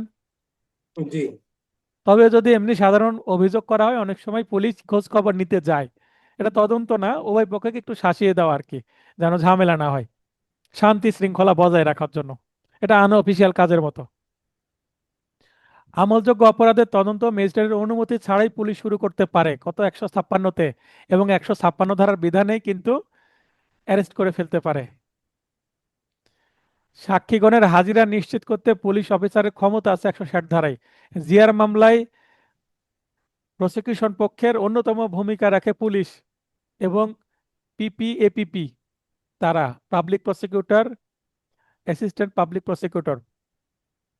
তো পুলিশ ওই একটা চার্জশিটে যাদের সাক্ষী হিসেবে নাম দেওয়া আছে তাদেরকে নিয়ে আসার দায়িত্ব পুলিশের। পুলিশ তাদেরকে খবর দিবে, সমন দিবে যে আসেন। সমনে না আসলে তাদের নামে ওয়ারেন্ট বের হবে। পুলিশ অ্যারেস্ট করে সাক্ষীদেরকে আদালতে সুন্দর করে নিয়ে আসবে, সাক্ষী দিবে, তারপর ছেড়ে দিবে। তার মানে পুরো দায়িত্ব পুলিশের। আর সিআর মামলায় সাক্ষীদেরকে আদালতে নিয়ে আসার দায়িত্ব বাদীর, যিনি কমপ্লেন করেন, নালিশকারীর, ফরিয়াদির। জি পুলিশ কর্তৃক সাক্ষীর জবানবন্দি গ্রহণের বিধান আছে 161 ধারায়। আইও, ইনভেস্টিগেটিং অফিসার, তদন্ত করতে যে ওই ঘটনা সম্পর্কে ওয়াকিবহল যারা আছেন, মানে জানেন, শুনেছেন, দেখেছেন, মানে আশেপাশের ব্যক্তিরা, প্রতিবেশীরা, তাদেরকে জিজ্ঞাসাবাদ করেন। ম্যাজিস্ট্রেট কর্তৃক আসামির দোষ স্বীকারোক্তি, জুডিশিয়াল কনফেশন নথিভুক্তকরণের বা লিপিবদ্ধকরণের বা রেকর্ড করা একই কথা, নথিভুক্ত করা, রেকর্ড করা, লিপিবদ্ধ করা একই কথা, বা লিখা, নোট ডাউন করা, ভাষা যাই হোক না কেন, বিধান আছে কোথায়? 164 ধারায়। এই 164 ধারা অনেক সময় শুনবেন না আপনি, আদালতে গিয়ে বলে 164, কি বলে? জি 164। এই আসামের 164 আছে, তার মানে দোষ স্বীকার করেছে। আবার বলে যে সাক্ষীর 161 আছে, তার মানে সাক্ষীর জবানবন্দি আছে। তাহলে 161, 164 এগুলো ইংরেজিতে বহুল ব্যবহৃত সংখ্যা। আসামিকে পুলিশ হেফাজতে প্রেরণ অর্থাৎ রিমান্ড। সিভিল মামলায় রিমান্ড শব্দের অর্থ পুনরায় বিচারের জন্য নিম্ন আদালতে প্রেরণ করা। আর ক্রিমিনাল মামলায় রিমান্ড মানে আসামিকে জেলখানা থেকে পুলিশ হেফাজতে দিয়ে দেওয়া থানাতে, যেন সে তাকে আবার জিজ্ঞাসাবাদ করে তদন্তের অগ্রগতি করা যায়, অধিকতর তথ্য নেওয়া যায়, মামলার সমাধান করা যায়, তাই না? জি তাহলে বিধান কোথায় আছে? 167 ধারায় রিমান্ডের বিধান কিন্তু আছে। রিমান্ড সর্বোচ্চ একটানা 15 দিন দেওয়া যেতে পারে। একটা ব্যক্তিকে 15 দিন রিমান্ড দিলে তার মানসিক অবস্থার কি হবে বলেন? তার শরীরে আঘাত না করলেও একটা মানুষকে যদি 15 দিন যাবৎ কন্টিনিউয়াস জিজ্ঞাসাবাদ করা হয়, তো মাথা খারাপ হয়ে যাবে, তাই না? জি জি অনেক দুর্ধর্ষ আসামিদের দেওয়া হয়। তবে এমনি সাধারণ আসামি হলে 1 দিন, 2 দিন, 3 দিন বা জেল গেটে জিজ্ঞাসাবাদের একটা বিধান করে দেওয়া হয়েছে। এটা 167। এখন 9 জন ক্লাসে প্রবেশের চেষ্টা করছে, এই এত দেরিতে। ক্লাস তো আর 1 মিনিট আছে, আবার বিরতি শুরু হবে। রিমান্ডের বিকল্প হিসাবে তাহলে জেলখানা থেকে বা আদালত থেকে পুলিশের কাছে পাঠানোর জন্য রিমান্ড আবেদন করে কে? আইও। যে স্যার আরো তথ্য দরকার, একে জিজ্ঞাসাবাদ করতে হবে, আমাদের দেন। তো এটার বিকল্প হিসাবে যদি আসামি অসুস্থ হয় বা তাকে নিয়ে যাওয়ার দরকার না হয়, কোথায়? যেদিন রিমান্ড হিয়ারিং হচ্ছে সেদিন আসামিকে উপস্থিত করতে হয় কোথায়? আদালতে। আদালতে। আদালতের কাঠগড়ায়। কিন্তু কোনো জি কারণে সে অসুস্থ হোক বা কোনো কারণে যদি উপস্থিত না হয়, বিকল্প একটা নতুন বিধান যুক্ত হয়েছে, কি? ইলেকট্রনিক ভিডিও লিংকের মাধ্যমে জিজ্ঞাসাবাদ করা যাবে। এটা 167তেই যুক্ত করা হয়েছে। যেমন আমি ইলেকট্রনিক ভিডিও লিংক, জুম লিংকের মাধ্যমে লাইভ আসামিকে রিমান্ডের বিকল্প হিসাবে ইভেন রিমান্ড শুনানির সময় আদালতে হাজির না করে, যেমন আমি আপনাদেরকে জুমে লাইভ ক্লাস নিচ্ছি, ভিডিও লিংক পাঠিয়ে দিই গ্রুপে, লিংকে টাচ করলেই অ্যাড হয়ে যান, তেমনি আবার হোয়াটসঅ্যাপে ভিডিও কল দিলেও কিন্তু হয়। তো জি এখন আদালতে যিনি মামলা উপস্থাপন করেন, পুলিশ কেস, তাকে জিআরও বলা হয়। জিআরও সাহেব ফোন লাগিয়ে দিলেন কাকে? জেলখানায়। জেলখানায় যে দায়িত্ব আছে যে এই আসামির আজকে রিমান্ড শুনানি হবে ভিডিও লিংকের মাধ্যমে, তার হোয়াটসঅ্যাপে ভিডিও কল দিয়ে দিলেন। তাহলে সেই একটা ফোনে গেল, যে সামনে কে থাকবে? আসামি থাকবে। এবং জিআরও সাহেব যে ভিডিও কল দিবেন, এটা কোথায় থাকবেন? তিনি ম্যাজিস্ট্রেটের পাশে থাকবেন এবং জি আয়োগ দেখতে পাবেন। হ্যাঁ। তো এইভাবে ভিডিও লিংকের মাধ্যমে আসামি দেখতে পাচ্ছে কাকে? আয়োকে এবং বিচারককে। আর বিচারক এবং আইও, জিআরও সবাই আবার আসামিকে দেখতে পাচ্ছে। এইভাবে সিস্টেম হচ্ছে। তবে এটা আরো ভালো হয় যদি উভয় পক্ষে কি থাকে, কম্পিউটার সিস্টেম থাকে, তাই না? তাহলে বড় জি স্ক্রিনে জি দেখা যাবে, তাহলে আরো ভালো হবে। তো এই যে এইভাবে ভিডিও লিংকের মাধ্যমেও কি করা যাবে? জিজ্ঞাসাবাদ করা যাবে। ঠিক আছে। জি রিমান্ড হিয়ারিং এর সময়ও করা যাবে, এবং রিমান্ডে না নিয়ে গিয়ে সে জেলখানার ভিতরে থাকবে, তাকে ভিডিও কলে জিজ্ঞাসা করবে। ঠিক আছে। তো ভিডিও কলে যদি জি গল্প করা যায় মানুষের সাথে, ভিডিও কলে যদি লাইভ ক্লাস করা যায়, তাহলে এই কাজটাও তো করা যেতে পারে, পারে না? জি জি স্যার। রিমান্ডে কোনো অভিযুক্তকে প্রেরণের আগে ও পরে স্বাস্থ্য পরীক্ষা করানো যাবে, যেন রিমান্ডে গিয়ে তার স্বাস্থ্যের অবনতি না ঘটে, তাই না? জি 167 পড়ছি আমরা, রিমান্ড সংক্রান্ত বিধান। জামিন অযোগ্য অপরাধে 120 দিনের মধ্যে তদন্ত সমাপ্ত না হলে কি করতে হবে? আসামিকে জামিনে মুক্তি দিতে হবে। এটাও 167তেই বলা আছে। হ্যাঁ। জি জামিন শুনানির সময় আসামির হাজতবাসের মেয়াদ বিবেচনায় বিষয়টি কোন ধারা হতে আগত? তার মানে দেখবেন যে এটা প্র্যাকটিক্যাল একটা ম্যাটার। জামিন শুনানি করতে গিয়ে আমরা বলি, স্যার আসামি আজ 10 দিন থেকে হাজতে আটক আছে, আবার 3 মাস ধরে হাজতে আটক আছে, 6 মাস ধরে আটক আছে স্যার, মানবেতর জীবনযাপন করছে জেলখানায়। এবং সে জেলখানায় থাকার কারণে সে যেহেতু পরিবারের একমাত্র উপার্জনক্ষম ব্যক্তি, সে ছাড়া পরিবারের উপার্জন করার মতো আর কেউ নাই।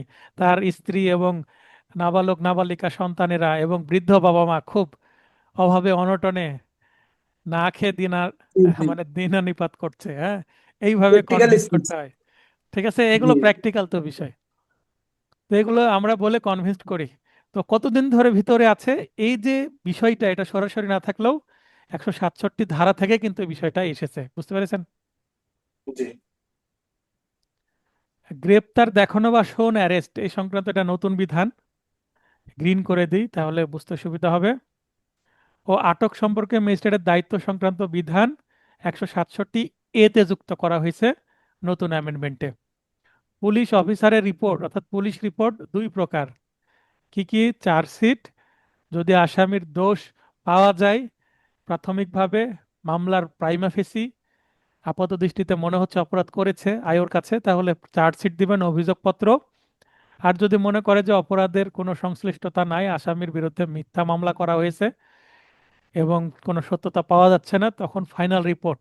এটাকে আবার অনেক সময় FRT বলা হয়, ফাইনাল রিপোর্ট ট্রু। শেষে টি থাকলে ট্রু মানে সঠিক। ঘটনার সত্যতা পেলে চার্জশিট, আর সত্যতা না পেলে ফাইনাল রিপোর্ট বা FRT বা ফাইনাল রিপোর্ট ট্রু দাখিল করবে। এটা 173। স্যার একটা কোশ্চেন ছিল। বলেন। স্যার ওই যে 167-তে যে স্বাস্থ্য পরীক্ষাটা করা হবে, এটা কি স্যার বাধ্যতামূলক? আর দ্বিতীয় প্রশ্ন হচ্ছে যে কোন কোন ম্যাজিস্ট্রেট স্যার এটা মানে রিমান্ডটা মঞ্জুর করতে পারে আর পারে না এটা সম্পর্কে একটু বলবেন? হুম হুম। আর আহ, হচ্ছে কোনো আইনজীবী কি স্যার ওই যে সংবিধান লঙ্ঘন হচ্ছে এটা নিয়ে কি স্যার কোনো মানে সংবিধান সংবিধান লঙ্ঘন হচ্ছে হুম হুম। এটা নিয়ে কি স্যার প্রশ্ন উত্থাপন করে বা বাধা দেয় রিমান্ডের সময়? আচ্ছা, এই সংবিধান কয়েকটা লঙ্ঘন প্র্যাকটিক্যাল বলতে বিষয়। কোনো কোনো ব্যক্তির মৌলিক অধিকার লঙ্ঘন হচ্ছে, এই কথা বলতে চাচ্ছেন? জি জি স্যার, এটা কি হয় মানে মানে আমরা তো কোনো ব্যক্তির যদি মৌলিক অধিকার লঙ্ঘন হয়, সরাসরি হাইকোর্ট বিভাগে রিট পিটিশন দায়ের করতে হবে। বুঝতে পেরেছেন? মৌলিক অধিকার লঙ্ঘন যদি হয় সেক্ষেত্রে। আর যদি কোনো অপরাধ হয় তাহলে কোন ধারায় অপরাধ হয়েছে ওই আসামির বিরুদ্ধে মামলা হবে। বুঝতে পেরেছেন? এখন আসামির যদি মৌলিক অধিকার লঙ্ঘন হয়, তাহলে আসামি কি করবে? নিজে অথবা আইনজীবীর মাধ্যমে বা অন্য কোনো ব্যক্তির মাধ্যমে হাইকোর্টে রিট করতে হবে। বুঝতে পেরেছেন? সেটা আমাদের আলোচনার বিষয় না। বুঝতে পেরেছেন? আর স্যার ওই যে স্বাস্থ্য পরীক্ষা এটা কি হ্যাঁ, বাধ্যতামূলক? স্বাস্থ্য পরীক্ষা বাধ্যতামূলক, আইনে করে দেওয়া হয়েছে। রিমান্ডে পাঠানোর আগে ও, পরে স্বাস্থ্য পরীক্ষা আচ্ছা। করতে হবে, ঠিক আছে? এখন ম্যাজিস্ট্রেট এখানে মানে আইনে বাধ্যতামূলক, প্রয়োজন হলে উনি দিবেন, আবার কিছু কিছু ক্ষেত্রে নাও দিতে পারেন যদি প্রয়োজন না করেন, কিন্তু বাধ্যতামূলক করা হয়েছে বর্তমান অ্যামেন্ডমেন্টে। বুঝতে পেরেছেন? আমার স্যার ফাউন্ডেশন এখানে নোটের করানো যাবে আমার বলা হয়েছে তো এই জন্য একটু কনফিউজ লাগছিল। হ্যাঁ, আমার ফাউন্ডেশন নোটের 167 ধারাটা একটু দেখে নেবেন, আর একটু ক্লিয়ার হবেন। দেখেছি। তারপরও প্রবলেম থাকলে মেসেজ করে রাখেন, আমি বুঝিয়ে দেব। অন্তর্বর্তীকালীন ওকে তদন্ত স্যার। প্রতিবেদন, ইংরেজি হচ্ছে ইন্টারিম ইনভেস্টিগেশন রিপোর্ট, তলব ও আমলে গ্রহণের বিধান যুক্ত করে তদন্তাধীন মামলায় আসামিকে অগ্রিম অব্যাহতি প্রদানের ব্যবস্থা করা হয়েছিল বা হয়েছে 173A। জুলাই যে বিপ্লব সেটার পর পরে 173A এই বিধানটা প্রথম নেওয়া হয় 10 জুলাই। বুঝতে পেরেছেন? জি জি স্যার। স্যার। 10 জুলাই 2024 সালে খুব ইনস্ট্যান্ট একটা আইন সংশোধন করে নিয়ে আসা হলো। সরি, 10 জুলাই 2025 সালে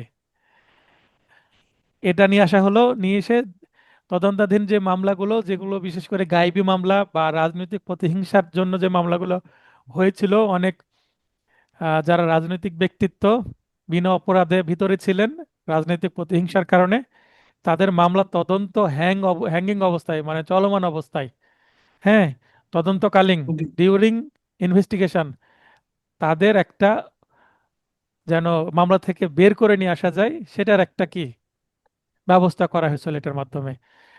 তাহলে 10 জুলাই 2025 একটি মাত্র সেকশন 173A যুক্ত করা হয়। 173A কেন? কারণ 173-এ বলা হয়েছে চার্জশিট এবং দেওয়ার বিধান। তাই 173A-তে হচ্ছে ইন্টারিম ইনভেস্টিগেশন রিপোর্ট, তার মানে এটা ফাইনাল রিপোর্ট দেওয়ার মতন। বুঝতে পেরেছেন? জি তাই জি 173-এর অনুরূপ, তাই 173A হিসাবে, 173-এর ছোট ভাই হিসাবে একটা সেকশন প্রবেশ করানো হলো। বুঝতে পারলেন? জি। এটা করে আচ্ছা। আবার পরবর্তীতে সোন অ্যারেস্ট যুক্ত করা হলো দি যে হ্যাঁ। লাউ সেই কদু হয়ে আচ্ছা, অপরাধ সংক্রান্ত তথ্য পাওয়ার কতদিনের মধ্যে তদন্ত শেষ করতে হবে? 173 বিতে 60 কার্য দিবস, মানে যেদিন অফিস খোলা থাকবে ছুটির দিন বাদ। ঠিক আছে? এটা কিন্তু আয়োর উপরে একটা কি করে দেওয়া হলো, একটা বাধ্যবাধকতা ইম্পোজ করে দেওয়া হলো। এই প্রশ্নটা আসার সম্ভাবনা 99%। বুঝতে পারলেন? আমার কেন জানি মনে হচ্ছে। আচ্ছা, এটা একটু ভিন্ন কালার ব্যবহার করি, এই যে পিঙ্ক ব্যবহার করে দিলাম। আমার মনে হচ্ছে এই প্রশ্নটা আসার সম্ভাবনা 99%। 100% বলছি না, কারণ আমি তো আর প্রশ্ন দেখিনি। মৃত্যুর কারণ সম্পর্কে সন্দেহ থাকলে লাশ পরীক্ষার জন্য সিভিল সার্জনের নিকট প্রেরণ করতে হবে, 74-এ বলা আছে। 174, জেলা ম্যাজিস্ট্রেট বা ক্ষমতাপ্রাপ্ত নির্বাহী ম্যাজিস্ট্রেট। আচ্ছা, ক্ষমতাপ্রাপ্ত নির্বাহী ম্যাজিস্ট্রেট, এই নির্বাহী ম্যাজিস্ট্রেটকে কে ক্ষমতা দিবে? জেলা ম্যাজিস্ট্রেট অথবা সরকার। জি শুরুতে হাল তদন্ত পরিচালনা করার ক্ষমতা আছে এই দুইটা ম্যাজিস্ট্রেটের। তার মানে সাধারণ নির্বাহী ম্যাজিস্ট্রেট বা এক্সিকিউটিভ ম্যাজিস্ট্রেটের নাই, ক্ষমতাপ্রাপ্ত ইম্পাওয়ার্ড হলে গা তিনি পারবেন, অর নট। 174-এ আছে।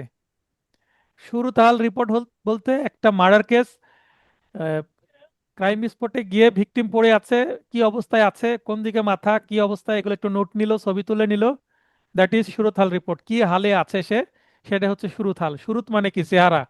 আর হাল মানে জি অবস্থা। চেহারার অবস্থা কি সেই তদন্ত, বুঝতে পেরেছেন?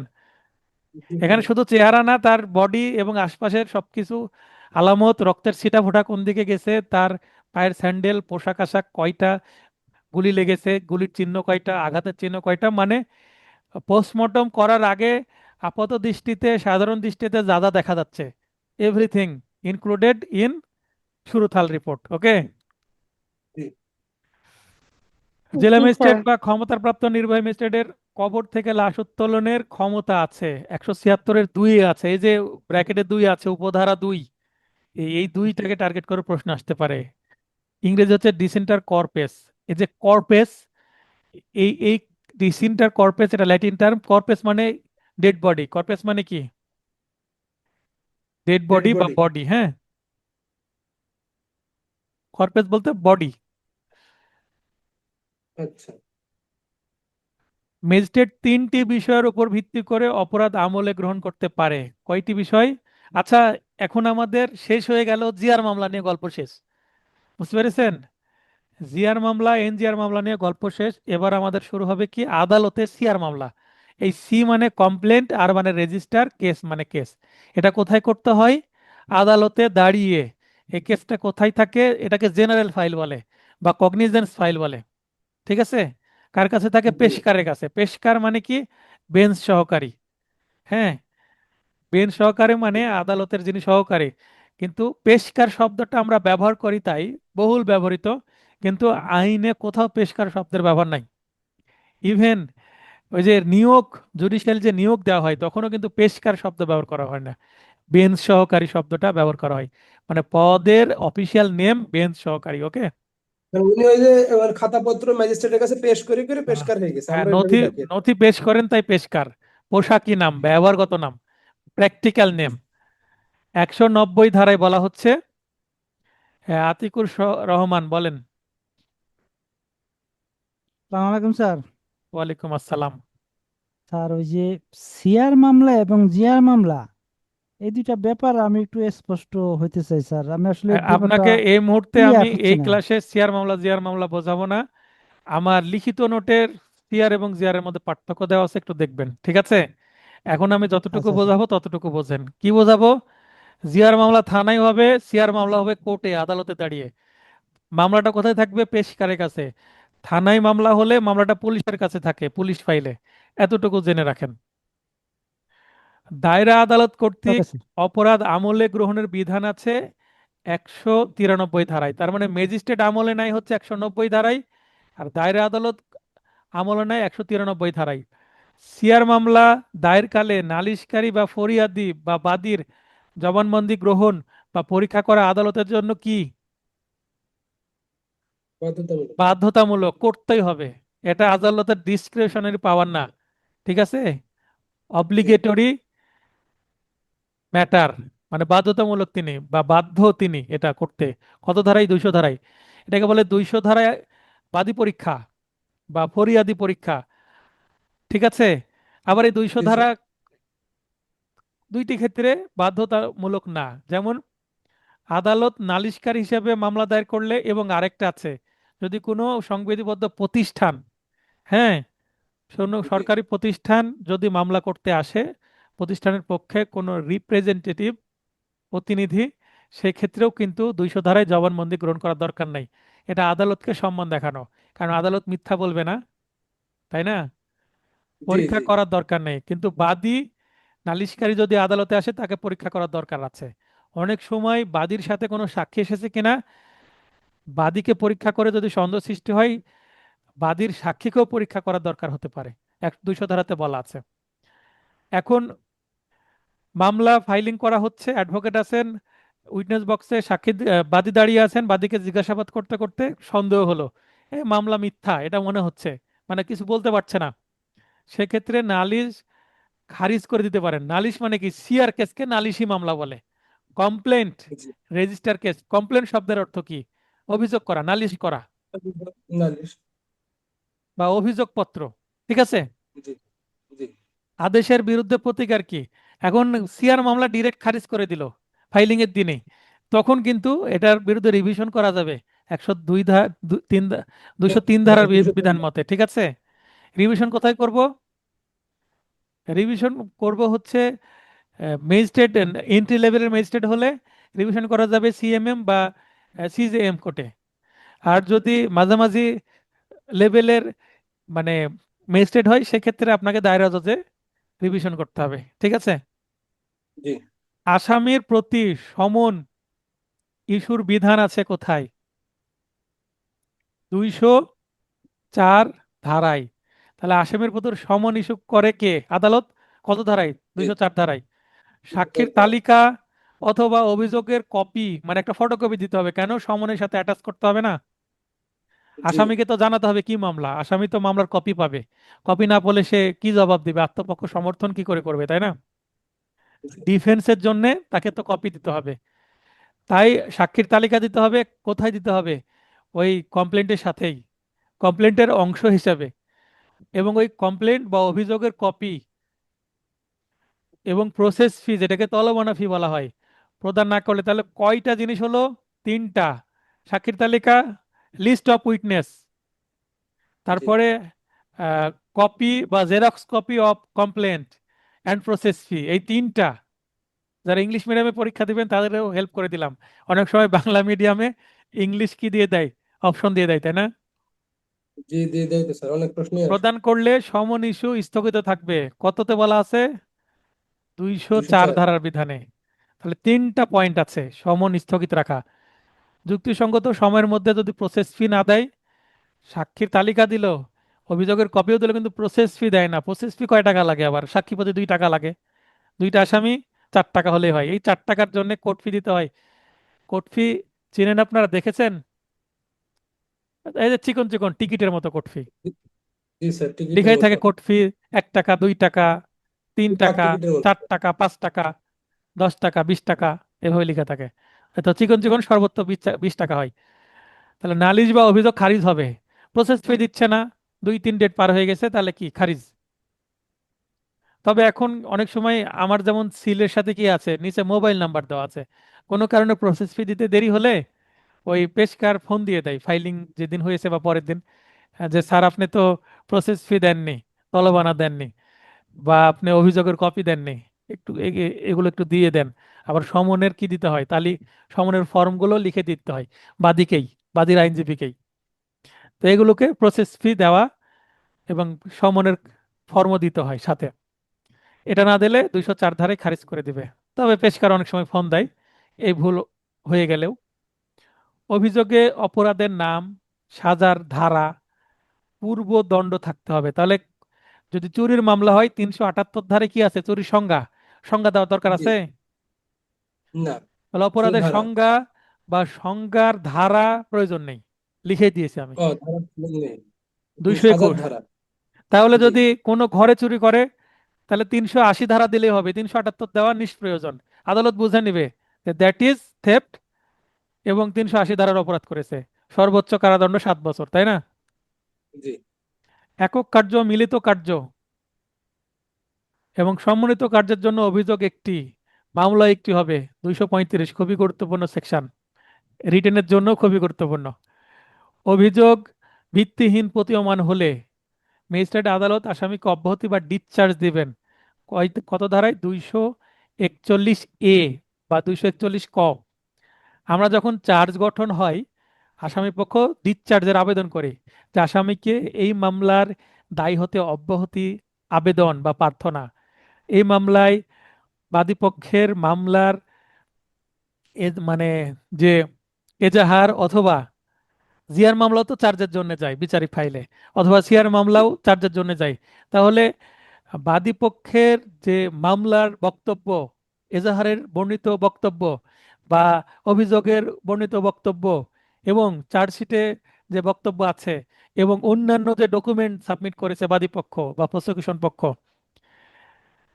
তাতে আসামির কি যৌক্তিক কোনো অপরাধ প্রমাণিত হয় না আপাত দৃষ্টিতে। তাই আসামিকে ডিসচার্জ দেওয়া হোক, অব্যাহতি দেওয়া হোক, নাহলে আসামির অপরিণয় ক্ষতি সাধিত হইবে। এইভাবে আমরা কি লিখি? ডিসচার্জের প্রার্থনা করি। অনেক সময় ডিসচার্জ হয়ে যায়। তাহলে ডিসচার্জ হবে ম্যাজিস্ট্রেট কোর্টে কত ধারায়? 241 এ। চার্জ গঠনের দিন অভিযোগ দিতে হয়, ডিসচার্জের আবেদন দিতে হয়। এটা অব্যাহতির আবেদনও বলে। চার্জ এর বাংলা হচ্ছে অভিযোগ গঠন। তো অভিযোগ গঠনের সময় অব্যাহতি বা ডিসচার্জের আবেদন করা হয় 242। ম্যাজিস্ট্রেটের আদালত আসামিকে খালাস প্রদান করেন 245 ধারায় এবং 248 ধারায়। 248 ধারায় যদিও ওই কোনো সিআর মামলা প্রত্যাহার করে বাদী, যে আমি মামলা চালাবো না, কেন? কারণ আমাদের আপোষ হয়ে গেছে আসামির সাথে, তাহলে আসামিকে খালাস দেওয়া হয় প্রত্যাহার হলে। নালিশকারীর অনুপস্থিতির কারণে আসামি খালাস পাবে। নালিশকারীর অনুপস্থিতির কারণে আসামি খালাস পাবে, ধারা 247। এক্ষেত্রে সমন ইস্যু আবশ্যক নয়। আচ্ছা, এটাও কিন্তু রিসেন্ট অ্যামেন্ডমেন্ট। তার মানে এর আগে আইন ছিল যে সমন ইস্যু হওয়াটা বাধ্যতামূলক। সমন ইস্যু না হলে, আসামি না জানলে আসামিকে খালাস দেওয়া যাবে না। কিন্তু নালিশকারী বা বাদী সিআর মামলায় দীর্ঘদিন অনুপস্থিত, সাক্ষী দিচ্ছে না বা মামলায় তদবির করছে না, সেক্ষেত্রে যে মামলা করেছে তারই যদি আগ্রহ না থাকে, তাহলে মামলা কেন চালাবে আদালত? মামলা খারিজ করে দিবে। জি তো আগে কি ছিল যে সমন ইস্যু হয়েছে কিনা সেটা দেখে, তো এখন সমন ইস্যু না হলেও খারিজ করে দেবে, মানে সমন ইস্যু নট কম্পালসারি। ওকে, এতটুকু কিন্তু অ্যাড হয়েছে, তাই গ্রিন করে দিলাম। অভিযোগ প্রত্যাহার হলে আসামি খালাস পাবে, যেটা অলরেডি আমি বলে দিলাম 248 ধারায়। দেখবেন যারা আদালতে যান লেখা থাকে কজ লিস্টে যে 248 ধারায় অভিযোগ প্রত্যাহার হয়, আসামি খালাস। কার্যক্রম বন্ধ হলে, মানে স্টপ হলে আসামি মুক্তি পাবে। মুক্তির ইংরেজি কি? রিলিজ। 249 আপনার এখানে লিখে রাখেন, স্টপ, রিলিজ। স্টপ কমা রিলিজ, বা একটা তীর চিহ্ন দিতে পারেন, স্টপ তারপর তীর চিহ্ন দিয়ে রিলিজ, স্টপ রিলিজ। ওকে। জি আর এর ওপরে এর যে 248, মানে এই 80। 79-তে লেখেন হচ্ছে উইথড্র। Withdraw acquittal. উইথড্র হলে অ্যাকুইটাল হয়, অ্যাকুইটাল মানে খালাস। তাহলে উইথড্র জি অ্যাকুইটাল, আর নিচে হচ্ছে স্টপ রিলিজ। বুঝতে পেরেছেন? জি স্যার। ইংলিশটাও শিখিয়ে দিলাম। মিথ্যা, তুচ্ছ বা বিরক্তিকর অভিযোগ করলে, মানে বাদী মামলা করেছে মিথ্যা, সেটা সিআর হোক জিআর হোক, অভিযোগকারীকে অনধিক 50,000 টাকা অর্থদণ্ড দেওয়া যাবে। কত? 50,000। এবং এই 50,000 টাকা সে যদি দিতে না চায়, তাহলে তাকে 30 দিন বিনাশ্রম কারাদণ্ড ভোগ করতে হবে, 250 ধারা। তার মানে উল্টো বাদীরই সাজা, বাদীর মামলায় বাদীরই সাজা, ব্যাকফায়ার নাকি? জি আর এইটা যদি তৃতীয় শ্রেণীর ম্যাজিস্ট্রেট হয়, তাহলে কিন্তু এখানে 25,000। প্রথম শ্রেণীর মেট্রোপলিটন ম্যাজিস্ট্রেট এবং দ্বিতীয় শ্রেণীর ম্যাজিস্ট্রেট এবং সকল বড় ম্যাজিস্ট্রেট, মানে অতিরিক্ত চিফ, চিফ এবং যত যুগ্ম দায়রা জজ, দায়রা জজ, অতিরিক্ত দায়রা জজ, সবারই কিন্তু এই ক্ষমতা আছে। বুঝতে পেরেছেন? জি এই 50,000 দেওয়ার, কিন্তু তৃতীয় শ্রেণীর হলে দিবেন কত? 25,000। এবং 25,000। সবারই 30 দিন বিনাশ্রম কারাদণ্ড বিধান। মিথ্যা বা তুচ্ছ বিরক্তিকর অভিযোগে 5,000 টাকার অধিক ক্ষতিপূরণের বিরুদ্ধে আপিল করা যাবে। আচ্ছা, এখানে একটা বিষয় দেখেন, এটাও কিন্তু অ্যামেন্ডমেন্ট। অনধিক 50,000-এর অর্থ কি? 50, অনধিক 50,000 মানে 50,000-ই দিবে তা না, 50,000-এর ওর নিচে উপরে যখন দিতে পারবে না, দিতে পারবে। ম্যাক্সিমাম 50,000। তার নিচে দিতে পারে 2,000, 3,000, 1,000-ও দিতে পারে। সেক্ষেত্রে কতটুকু সে মিথ্যা মামলা করেছে, কত বড় মামলা করেছে, বা আদালতে দাঁড়িয়ে কতটুকু সে এগ্রেসিভ আচরণ করছে, তার উপর ভিত্তি করে। যদি খুব এগ্রেসিভ আচরণ করে, বেয়াদবি করে, তাহলে বেশি আদালত বিরক্ত হয়ে বেশি কি দিবে? অর্থদণ্ড দিবে, তাই না বাদীকে? আর যদি জি ক্ষমা চায়, অনেক সময় অর্থদণ্ড না দিয়ে ছেড়ে দিবে, তাই না? 250 ধারায় 1,000টা মামলার মধ্যে একটা মামলাতে হয়তো বা কি হয়, সাজা হয়। তারও জি কম, 10,000 মামলাতে একটা বললেও ভুল হবে না। আচ্ছা। তবে হ্যাঁ, আমার একটা মামলাতে বাদীর সাজা হয়েছিল। হ্যাঁ, আমি বাদীর সাজা করাতে কি হয়েছিলাম, সক্ষম হয়েছিলাম। সব 5,000 টাকা কারাদণ্ড হয়েছিল এবং অনাদায়ে 10,000 টাকা, সরি, অনাদায়ে তা 7 দিনের কারাদণ্ড হয়েছিল। আচ্ছা, এখানে হয়েছে। 5,000 টাকার যদি অধিক হয় তাহলে আপিল করা যাবে, আর 5,000 টাকা পর্যন্ত দিলে 1, 2, 3, 4, 5 এই টাকাগুলো যদি 1,000, 2,000, 3,000, 4,000, 5,000 টাকাও যদি বাদীকে অর্থদণ্ড দেয় তাহলে কিন্তু আর এটার বিরুদ্ধে আপিল করতে পারবে না। তার মানে হয় টাকা দাও, না হলে জেল খাটো, তাই না? আর জি। 5,000 টাকা বা তার অধিক যদি দেয়, 5 থেকে 50,000 টাকা পর্যন্ত হলে আপিল করতে আপিল। পারবে। কোথায়? প্যারা জজে। জি। মামলার পরিস্থিতি বিবেচনায় অনধিক 6 মাস কারাদণ্ডও দেওয়া যাবে। মানে মামলা খুবই গুরুতর অভিযোগ, এবং এই মামলায় আসামি কি করেছে, হয়তোবা হাজতবাস হয়েছে, আসামি 2 মাস কারাদণ্ড, মানে হাজতবাসের পরে তার জামিন হয়েছে, এবং আসামির ক্ষতি হয়ে গেছে, এবং অনেকগুলো আসামিকে হয়তোবা সে আসামি করে বাদী কি করেছে, হয়রানি করেছে, এবং দারুণ জি। হয়রানির শিকার হয়েছে, অর্থনৈতিকভাবে, সামাজিকভাবে, ব্যক্তিগতভাবে, পারিবারিকভাবে। ঠিক আছে? জি। আবার কোনো স্টুডেন্ট হলে সে পরীক্ষা দিতে পারেনি হয়তো বা এই মামলার জন্য, তাহলে ক্ষতি বিবেচনায় তাকে 6 মাস এই কারাদণ্ড দিতে পারে, আবার 1 লক্ষ টাকা অর্থদণ্ডও দিতে পারে। এটা মামলার, সিরিয়াস মামলার ক্ষেত্রে দিবে। ওকে? জি স্যার। এটা ইন অ্যাডিশন, মোর ওভার। বুঝতে পেরেছেন? জি। সম্পত্তির মূল্য 5 লক্ষ টাকা পর্যন্ত সংক্ষিপ্ত বিচার বা সামারি ট্রায়াল করা যাবে। 260, আগে ছিল 10,000, সেটাকে বৃদ্ধি করে 5 লক্ষ করা হয়েছে। এটাও নতুন। দায়রা আদালতে সরকার পক্ষে মানে অভিযোগকারী পক্ষে পাবলিক প্রসিকিউটর বা পিপি মামলা পরিচালনা করবেন। কোন আদালতে? দায়রা আদালতে। দায়রা আদালতে বিচারের পদ্ধতি মামলা আমলে গ্রহণ থেকে শুরু করে, হ্যাঁ, একেবারে রায় জি। পর্যন্ত সবকিছুই 265-র ABCDEFGHIJKL এভাবে চলতে থাকবে। মানে সবগুলোই 265 ABCD এভাবে চলবে। বুঝতে পেরেছেন? জি। জি স্যার। দায়রা আদালতে নথি ও কাগজপত্র বিবেচনা পূর্বক উভয় পক্ষের বক্তব্য শোনার পর মামলা চালানোর যথেষ্ট কারণ না থাকলে আসামিকে অব্যাহতি প্রদান করা হবে। 265C। আসামি অপরাধ করেছে মর্মে সাক্ষী পাওয়া না গেলে, তবে আমার ফাউন্ডেশন নোটে কিন্তু স্পষ্টভাবে দেওয়া আছে, তাই না? হ্যাঁ, হ্যাঁ, দেওয়া আছে, বোল্ড করে সব দেওয়া আছে স্যার। খুব সুন্দর করে দেওয়া আছে। দায়রা আদালতে আসামিকে 265 ধারায় খালাস দিবেন। তার মানে 265 চলছে, এর মধ্যে 339 তো আসার কোনো কারণে নাই। তার মানে এখানে জি। টাইপ মিস্টেক হয়েছে। আসামের অনুপস্থিতিতে বিচার শুরুর পূর্বে একটি বহুল প্রচলিত জাতীয় বাংলা দৈনিক সংবাদপত্রে হুলিয়া জারি করতে হবে, দ্যাট ইজ প্রোক্লামেশন, নোটিশ জারি, ওয়ান্টেড ঘোষণা যাকে বলা হয়। এছাড়াও জি। সরকারি ওয়েবসাইটে প্রচার করতে হবে। ঠিক আছে? তাহলে এখানেও অ্যামেন্ডমেন্ট হয়েছে। ঠিক আছে? আচ্ছা, এখানে দেখেন, তার মানে এটা সঠিক আছে। আর এখানে আগে ছিল 2টি, হ্যাঁ, অ্যামেন্ডমেন্টের আগে 2টি পত্রিকা ছিল, এখন একটি পত্রিকা। এখানেও পরিবর্তন হয়েছে। তার মানে এটা থেকে কিন্তু প্রশ্ন আসার সম্ভাবনা আছে। আবার সরকারি ওয়েবসাইটে প্রকাশের বিধান আছে। আগে শুধুমাত্র ওই যে প্রিন্টেড মিডিয়া, হ্যাঁ, তার মানে জি। কাগজের সংবাদপত্র, আর এখন কি ওয়েবসাইটেও কিন্তু প্রকাশ করা যাবে সরকারি। আদালতের ওয়েবসাইট আছে না প্রতিটা আদালতের? জি, আছে তো স্যার। ফেসবুক পেজও আছে।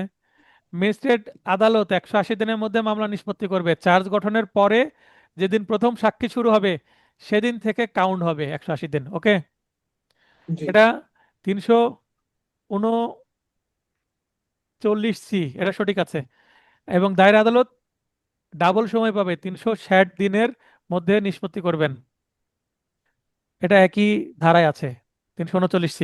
আসামিকে জবাবদান বা জবানবন্দির, অর্থাৎ সাফাই সাক্ষীর শপথ পাঠ করানো যাবে না। ঠিক আছে? এখানে জি। দেখেন, যদি বাদী, প্রসিকিউশন পক্ষে, ভিকটিম বা যে কেউ সাক্ষী দিতে আসে, পুলিশ, আইও, ডাক্তার, সবাইকে যাহা বলিব সত্য বলিব, সত্য বলি, জি। মিথ্যা বলিব না, কোনো কিছু গোপন করিব না, দ্যাট ইজ কি? শপথ। শপথ। ওথ। শপথ জি পাঠ। স্যার, এই শপথ। শপথ পাঠের ইংরেজি কি? ওথ। লিখে রাখতে পারেন, ওথ। OATH, oath.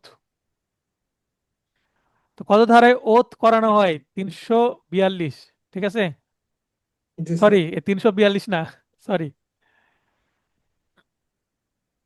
200 ধারায় স্যার বাদীকে ওথ 300। করানো হয়। ঠিক আছে? জি স্যার। জি, আর তিনশো এখানে বিয়াল্লিশ 342-এ ওথ করানো যাবে না। কাকে? সাফাই সাক্ষীর সময় আসামিকে অথবা আসামি পক্ষের সাক্ষীদেরকে, সরি, আসামি পক্ষের সাক্ষীদেরকে কি করা যাবে? ওথ করানো যাবে, কিন্তু আসামিকে ওথ করানো যাবে না। বুঝতে পেরেছেন? সাপে সাক্ষী জি দেওয়ার জি সময়, কারণ আসামি স্বাভাবিক যাহা পারবে না, বলবে সত্য বলবে এটা বলতে বাধ্য না। পারবে না, পারবে না, জি।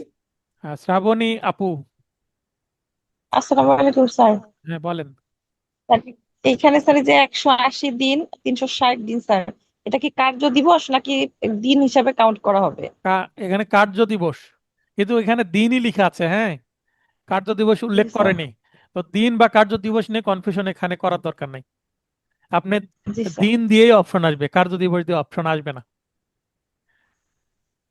যদি এরকম আসে 180 দিন আবার 180 কার্য দিবস, এরকম যদি কনফিউশন হয়, আপনি কার্য দিবস দিবেন, ঠিক আছে।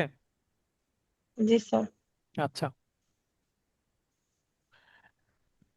কার্যক্রম স্থগিত বা মুলতুবি, যেটাকে আমরা বলি টাইম পিটিশন দেন, হ্যাঁ, রাখার জি ক্ষমতা কোথায় আছে? 344 ধারায় আছে। আর সিপিসির কোথায় আছে? অর্ডার 17-তে আছে, তাই না? জি স্যার, জি। আদালতের মুলতবি। অপরাধের আপোষ নিষ্পত্তি হলে আসামি খালাস পাবে 345। তাহলে আপোষ নিষ্পত্তি এখানে বলেন, এখানে লিখেন কম্পাউন্ড। আপোষ নিষ্পত্তির ইংরেজি হচ্ছে সিপিসির ভাষায় কম্পাউন্ড। জি স্যার। কম্পাউন্ডের আবার বাংলা কি? জটিল, তাই না? জি না জটিল না, যৌগিক। কমপ্লেক্স, কম্পাউন্ড, সিম্পল সেন্টেন্স, তাই না? জি জি তো কম্পাউন্ড, তারপরে আপনি তীর চিহ্ন দিয়ে লিখেন একুইটাল। রায়ে স্বাক্ষর করার পর ছোটখাটো যদি ভুল হয়, করণিক ভুল, মানে যেখানে 10 বছর কারাদণ্ড দিবে লিখেছে 1 বছর, যেখানে 10,000 টাকা জরিমানা দিবে সেখানে লিখেছে 1,000, এরকম ভুল ত্রুটি সংশোধন করতে পারবে। এগুলো করা ব্যতীত পরিবর্তন বা পুনর্বিবেচনা করা যাবে না। 369, মানে হাকিম নড়বে চেয়ার থেকে, কিন্তু তার হুকুম নড়বে না। হুকুম নড়বে না, জি। দায়রা আদালতের সিদ্ধান্ত দণ্ডাদেশের কপি কোথায় দিতে হবে? জেলা ম্যাজিস্ট্রেটের নিকট দিতে হবে। 373, মৃত্যুদণ্ডের কার্যকর করার অনুমতি চেয়ে দায়রা আদালত কর্তৃক, দায়রা আদালত বলতে দায়রা আদালত নিজে, অতিরিক্ত দায়রা আদালতও বোঝাবে, আবার যে কোনো ট্রাইব্যুনালের বিচারক সবাই যারা মৃত্যুদণ্ড দিতে পারে, কত ধারা অনুসারে? 31 ধারা অনুসারে, ওকে। তার 31 ধারা অনুসারে যদি সেশন কোর্ট কাউকে বা কোনো ট্রাইব্যুনাল কাউকে মৃত্যুদণ্ড দেয়, তাহলে এই মৃত্যুদণ্ড কার্যকরের জন্য মহামান্য হাইকোর্ট বিভাগে কি করতে হবে? ডেথ রেফারেন্স পাঠাতে হবে, মানে মামলার রায়ের কপি, পুরো মামলার সেট এলসিআর পাঠিয়ে দিতে হবে অ্যাজ ডেথ রেফারেন্স। কোথায়? হাইকোর্টে। জি। এটা বিধান কোথায়? 384। ডেথ রেফারেন্সের বিধান 374। কোথায় আছে? 374, সরি। 374। র্যাপিড রিভিশন করছি তো, তাই মিস্টেক হয়ে যাচ্ছে না, উচ্চারণে। ঠিক আছে স্যার, ঠিক আছে স্যার, সমস্যা নেই। তো হাইকোর্ট বিভাগ গর্ভবতী স্ত্রীলোকের মৃত্যুদণ্ড কার্যকর স্থগিত করতে পারবেন বা হ্রাসপূর্বক এই ডেথ ডেথ রেফারেন্সে যাওয়ার পরে ডেথকে লাইফ ইমপ্রাইজনমেন্ট করতে পারবেন। 382-তে এই ক্ষমতা আছে কার? হাইকোর্টের।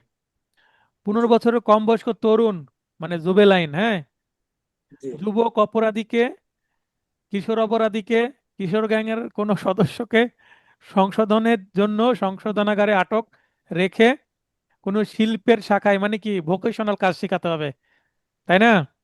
মোটরসাইকেল কারিগরি শিক্ষা। মিস্ত্রি, জি মোটরসাইকেল মিস্ত্রি, এসি রিপেয়ার করবে টেকনিশিয়ান, তারপরে ফ্রিজ ঠিক করবে, ওভেন ঠিক করবে ইলেকট্রিশিয়ান, এই ধরনের কোনো কাজ, বা কোনো বাধাই করা, যে কোনো কাজ, মানে সে যেন বের হয়ে কোনো কর্ম করে খেতে পারে।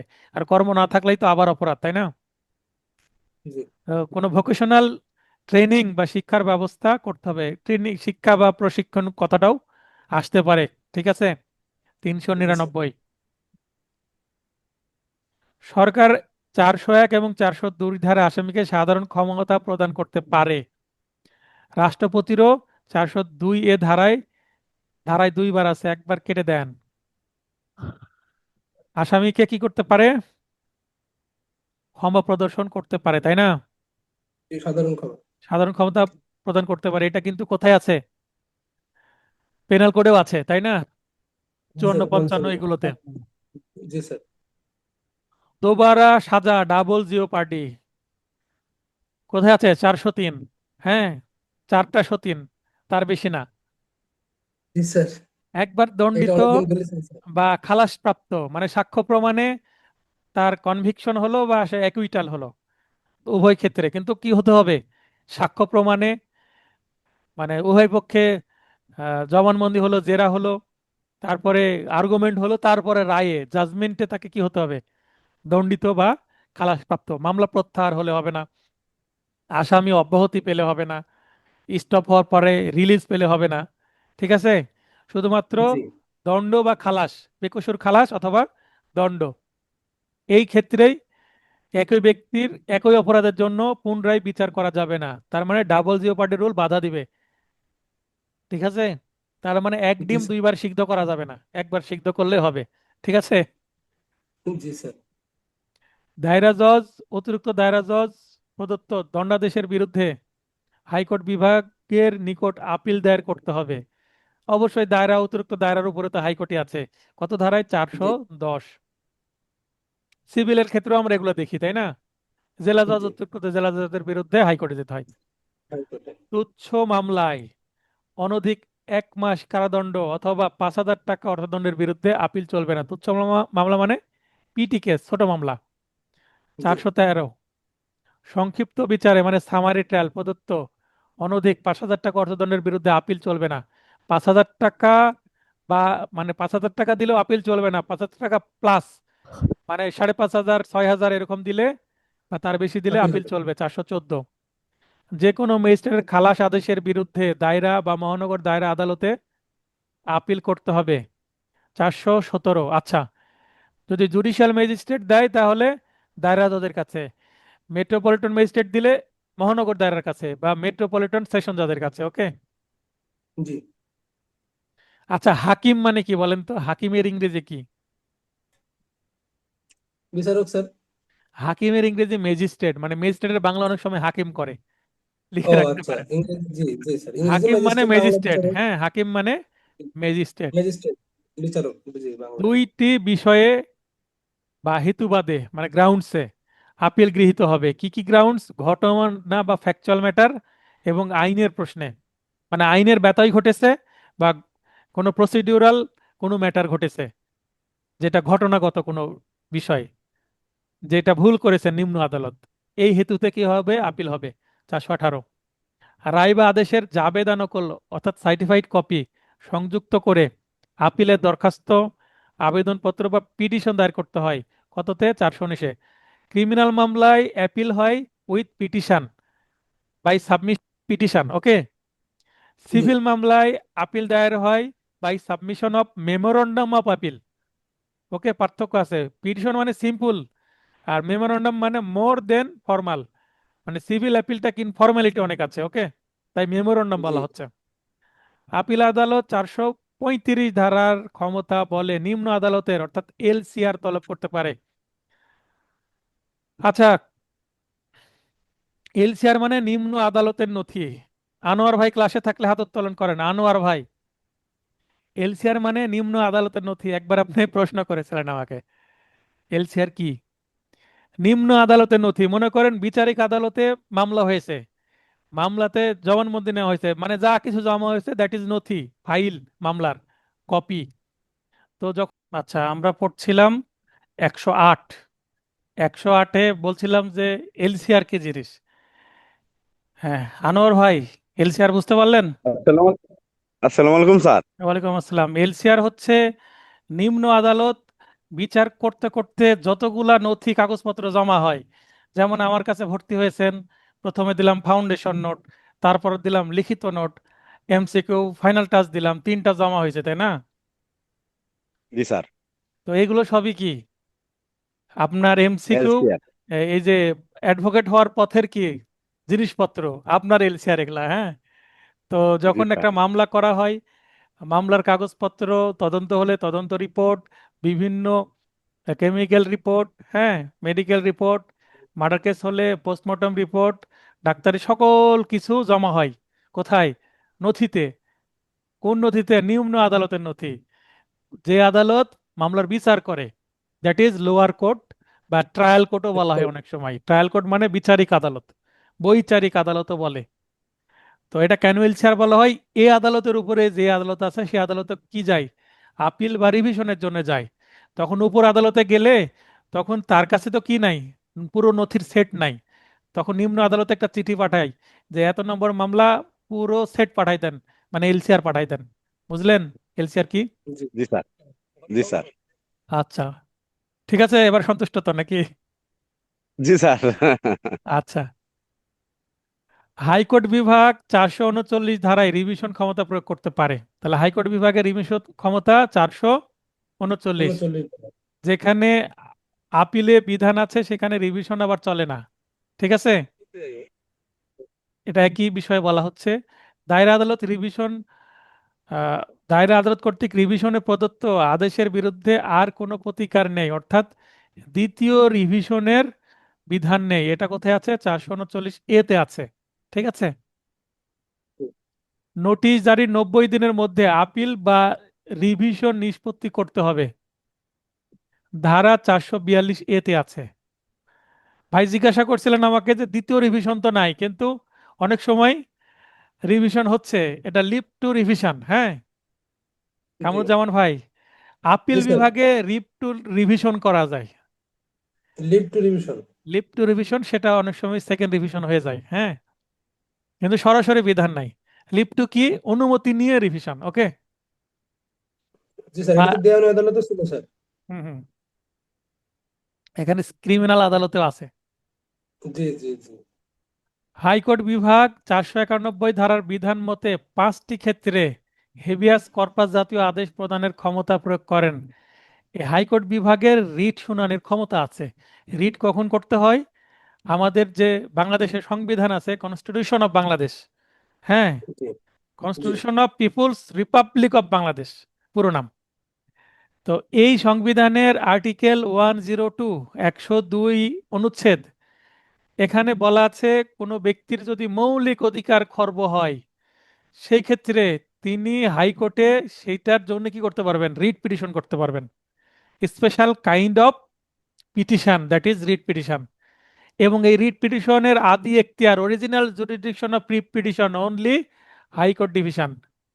বাংলাদেশে যত কোর্ট আছে অ্যাপিলেট ডিভিশনেরও নাই, হাইকোর্ট ডিভিশনের অরিজিনাল জুরিডিকশন আছে। তার মানে রিট আমলে নেওয়ার ক্ষমতা কার আছে?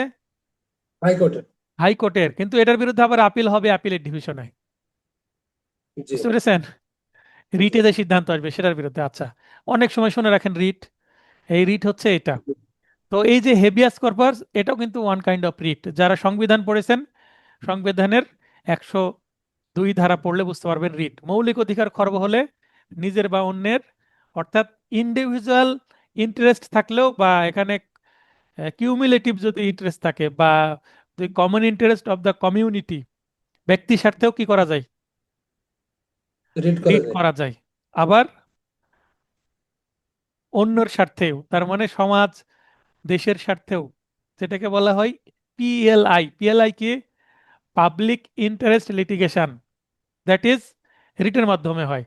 মানে কেউ যদি নিজে সংক্ষুব্ধ, মানে তার কোনো সমস্যা নাই, বিশেষ করে ব্র্যাক, তারপরে ব্লাস্ট, তারপরে আরো কি আছে, ব্লাস্ট আছে, ব্র্যাক আছে, আশোক আছে, মানে আইন ও শাসন, আশোকের পুরো যেন কি ভুলে গেলাম এই মুহূর্তে, যাই হোক, আইন ও শাসন কেন্দ্র এরকম সম্ভবত, বা আইন ও শাসন, আইন ও সালিশ কেন্দ্র। হ্যাঁ, এটা হচ্ছে আশোক। জি এটা ভালো একটা এনজিও। তারপরে আরেকটা মনে পড়ছে না, কোটাই থাকে, মানে সরকারি লিগ্যাল এডের বাইরে যারা আছে তারা, তারা কিন্তু যদি রিড করে তাহলে এটা কিন্তু পাবলিক ইন্টারেস্টে করে। যেমন আমার বাড়ি রাজশাহী, সুন্দরবনে কোনো কেউ যদি ক্ষতি করে আমি রিড করতে পারবো, that is public interest litigation. এটা ওয়ান কাইন্ড অফ রিট। কিন্তু নিজের স্বার্থ না থাকলে অনেক সময় লুকাস স্ট্যান্ডি অভাবে কি আগে মামলা কি হয়ে যেত? খারিজ হয়ে যেত। লুকাস স্ট্যান্ডি মানে ব্যক্তিগত স্বার্থ নাই, তখন এই জি পাবলিক ইন্টারেস্ট লিটিগেশন বা জনস্বার্থে মামলা করার বিধান আসলো। বুঝতে পেরেছেন? জি। আমি 2টা ট্রেনিং নিয়েছি পিআইএল এর উপর, যখন আমি আচ্ছা। মানে 4th ইয়ারে পড়াশোনা করি শেষের দিকে। এবং আমাদের সংবিধানের যিনি রচয়িতা, ডক্টর, মানে ব্যারিস্টার ডক্টর কামাল হোসেন, নাম শুনেছেন? জি স্যার। আমাদের সংবিধানের জনক। তো কামাল জি হোসেনের মেয়ে একজন আছেন, স্যার, ঠিক আছে? Advocate sir. হ্যাঁ, ব্যারিস্টার সারা হোসেন, অ্যাডভোকেট। তা ওনার কাছে আমার ট্রেনিং নেওয়া আছে এই পিআইএল ও বিষয়ে। আচ্ছা আচ্ছা। রাজশাহী বিশ্ববিদ্যালয়ে উনি আসছিলেন, আমাদের 3 দিনের ট্রেনিং প্রোগ্রাম ছিল, সার্টিফিকেটও আমার আছে। হাইকোর্টে ভবিষ্যতে প্র্যাকটিস করলে এগুলোতে নজর দিতে পারবো আপনাদের দোয়ায়। না না স্যার, এটা ভালো তো স্যার। আচ্ছা, সরকার বা জেলা ম্যাজিস্ট্রেট পিপি নিয়োগ করেন। কে পিপি নিয়োগ করেন? আচ্ছা, ভিভো ওয়াই, হ্যাঁ ভিভো ওয়াই, হাত উত্তোলন করছেন বারবার, বলেন কি বলবেন? Vivo Y, welcome sir. হ্যাঁ বলেন। স্যার ওই যে 110 নম্বর প্রশ্নটা স্যার, হ্যাঁ হ্যাঁ বলেন। 110 নম্বর যেখানে আপিলের বিধান আছে সেখানে রিভিউ চলে না, হুম। তাহলে কি রিভিশন চলে না, তাহলে কি স্যার রিভিউ করা যায়? সিভিলে কোনো রিভিউয়ের বিধানই নাই, শুধু সরি, ক্রিমিনালে কোনো রিভিউয়ের বিধান নাই, শুধুমাত্র সিভিলে রিভিউ চলে, মানে ক্রিমিনালের সাথে রিভিউ চলে না, বুঝতে পারলেন? ও, এটাই স্যার একটু ইয়ে ছিল তো স্যার, না না, এটা, আপিল ওই যে রিভিউ। হ্যাঁ হ্যাঁ, আপনার এটা মনে হচ্ছে যেহেতু রিভিউ চলবে না তাহলে আপিল না চললে রিভিউ তো চলতে পারে, সিপিসিতে শিখেছি, কিন্তু সিআরপিসিতে রিভিউয়ের বিধানই নাই।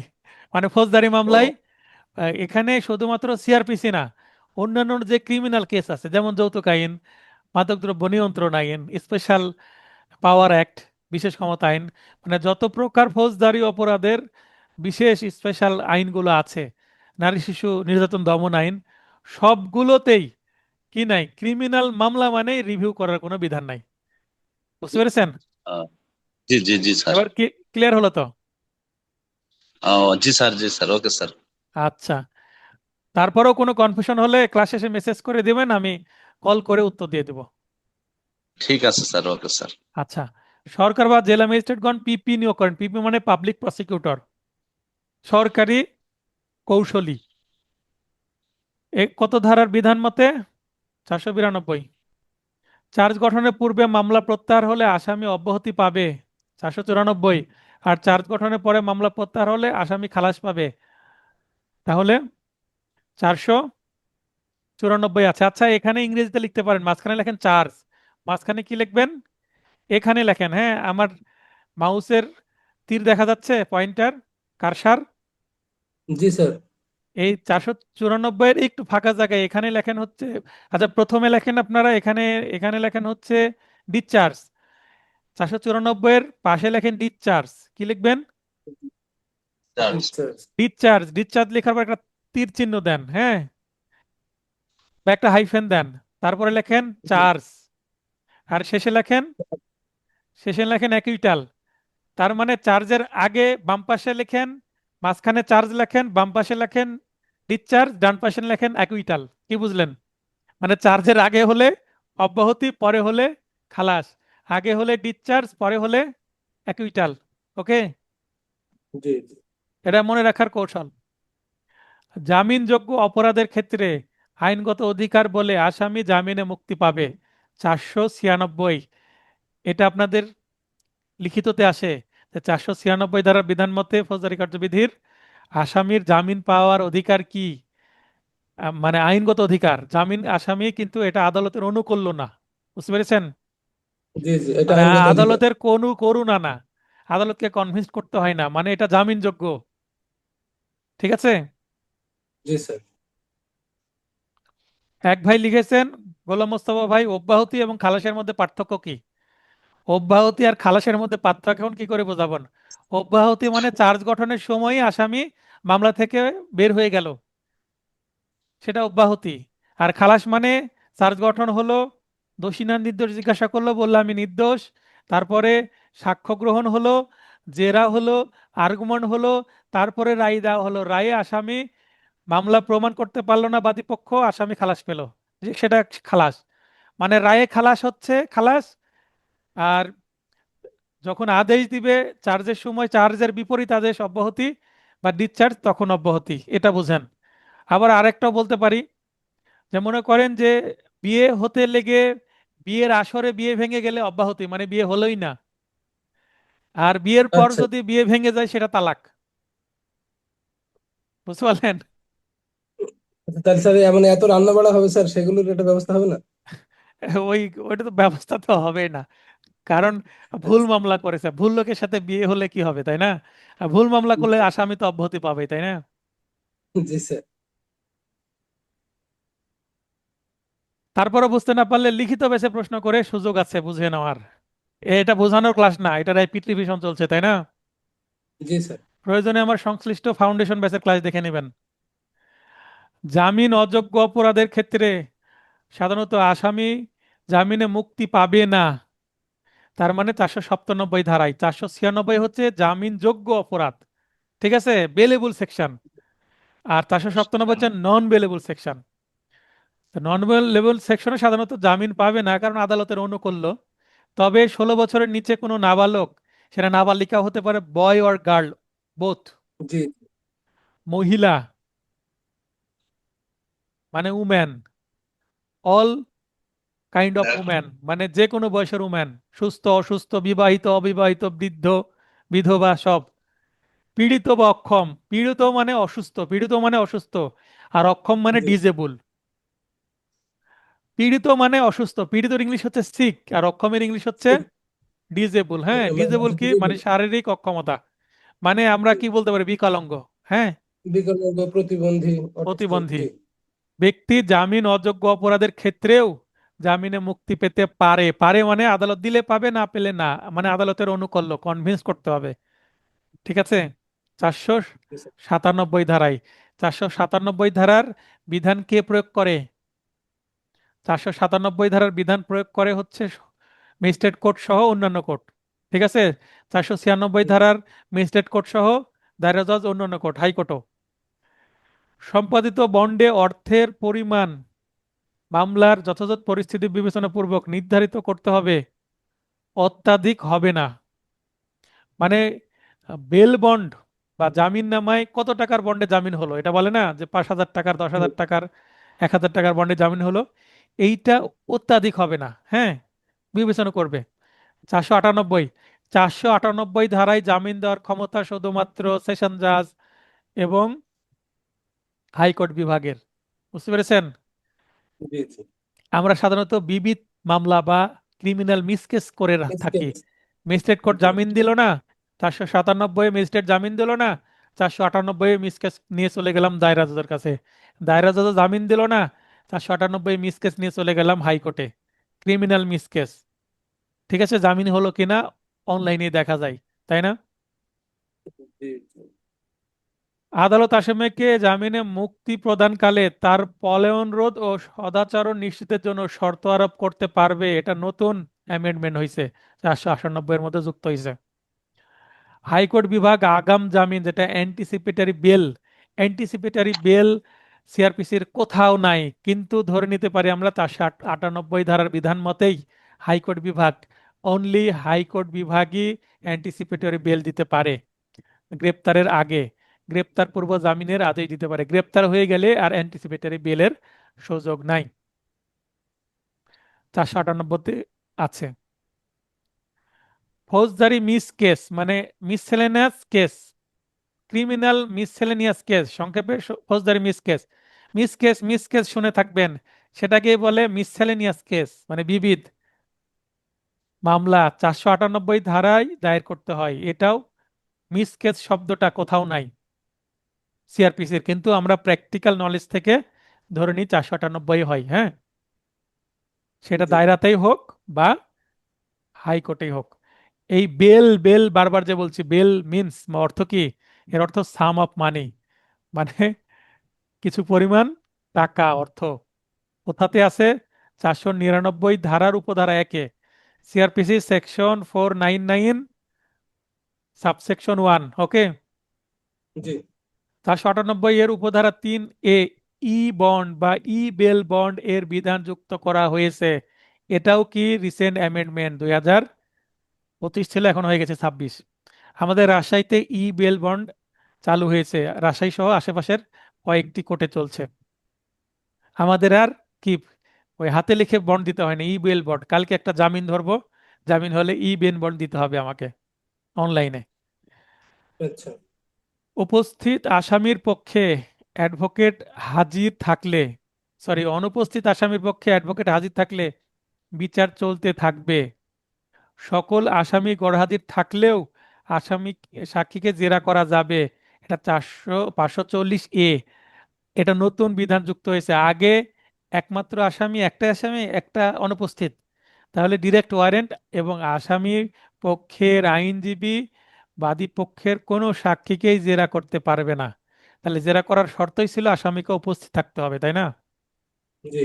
কিন্তু এখন আসামি উপস্থিত থাকুক আর না থাকুক, দেশে থাকুক আর বিদেশে থাকুক, যদি আসামি পক্ষে একটা টাইম পিটিশন দেওয়া হোক এবং এই যে 440A ধারার বিধান মতে পাঁচশো আসামির চল্লিশ অনুপস্থিতিতে, সরি 540A ধারার বিধান মতে আসামি আসামির অনুপস্থিতিতে বাদীপক্ষের উপস্থিত সাক্ষীকে জেরা করার প্রার্থনা দিতে হয় একটা। ঠিক আছে? আচ্ছা তার আচ্ছা মানে সেদিন দুইটা পিটিশন দিতে হয়।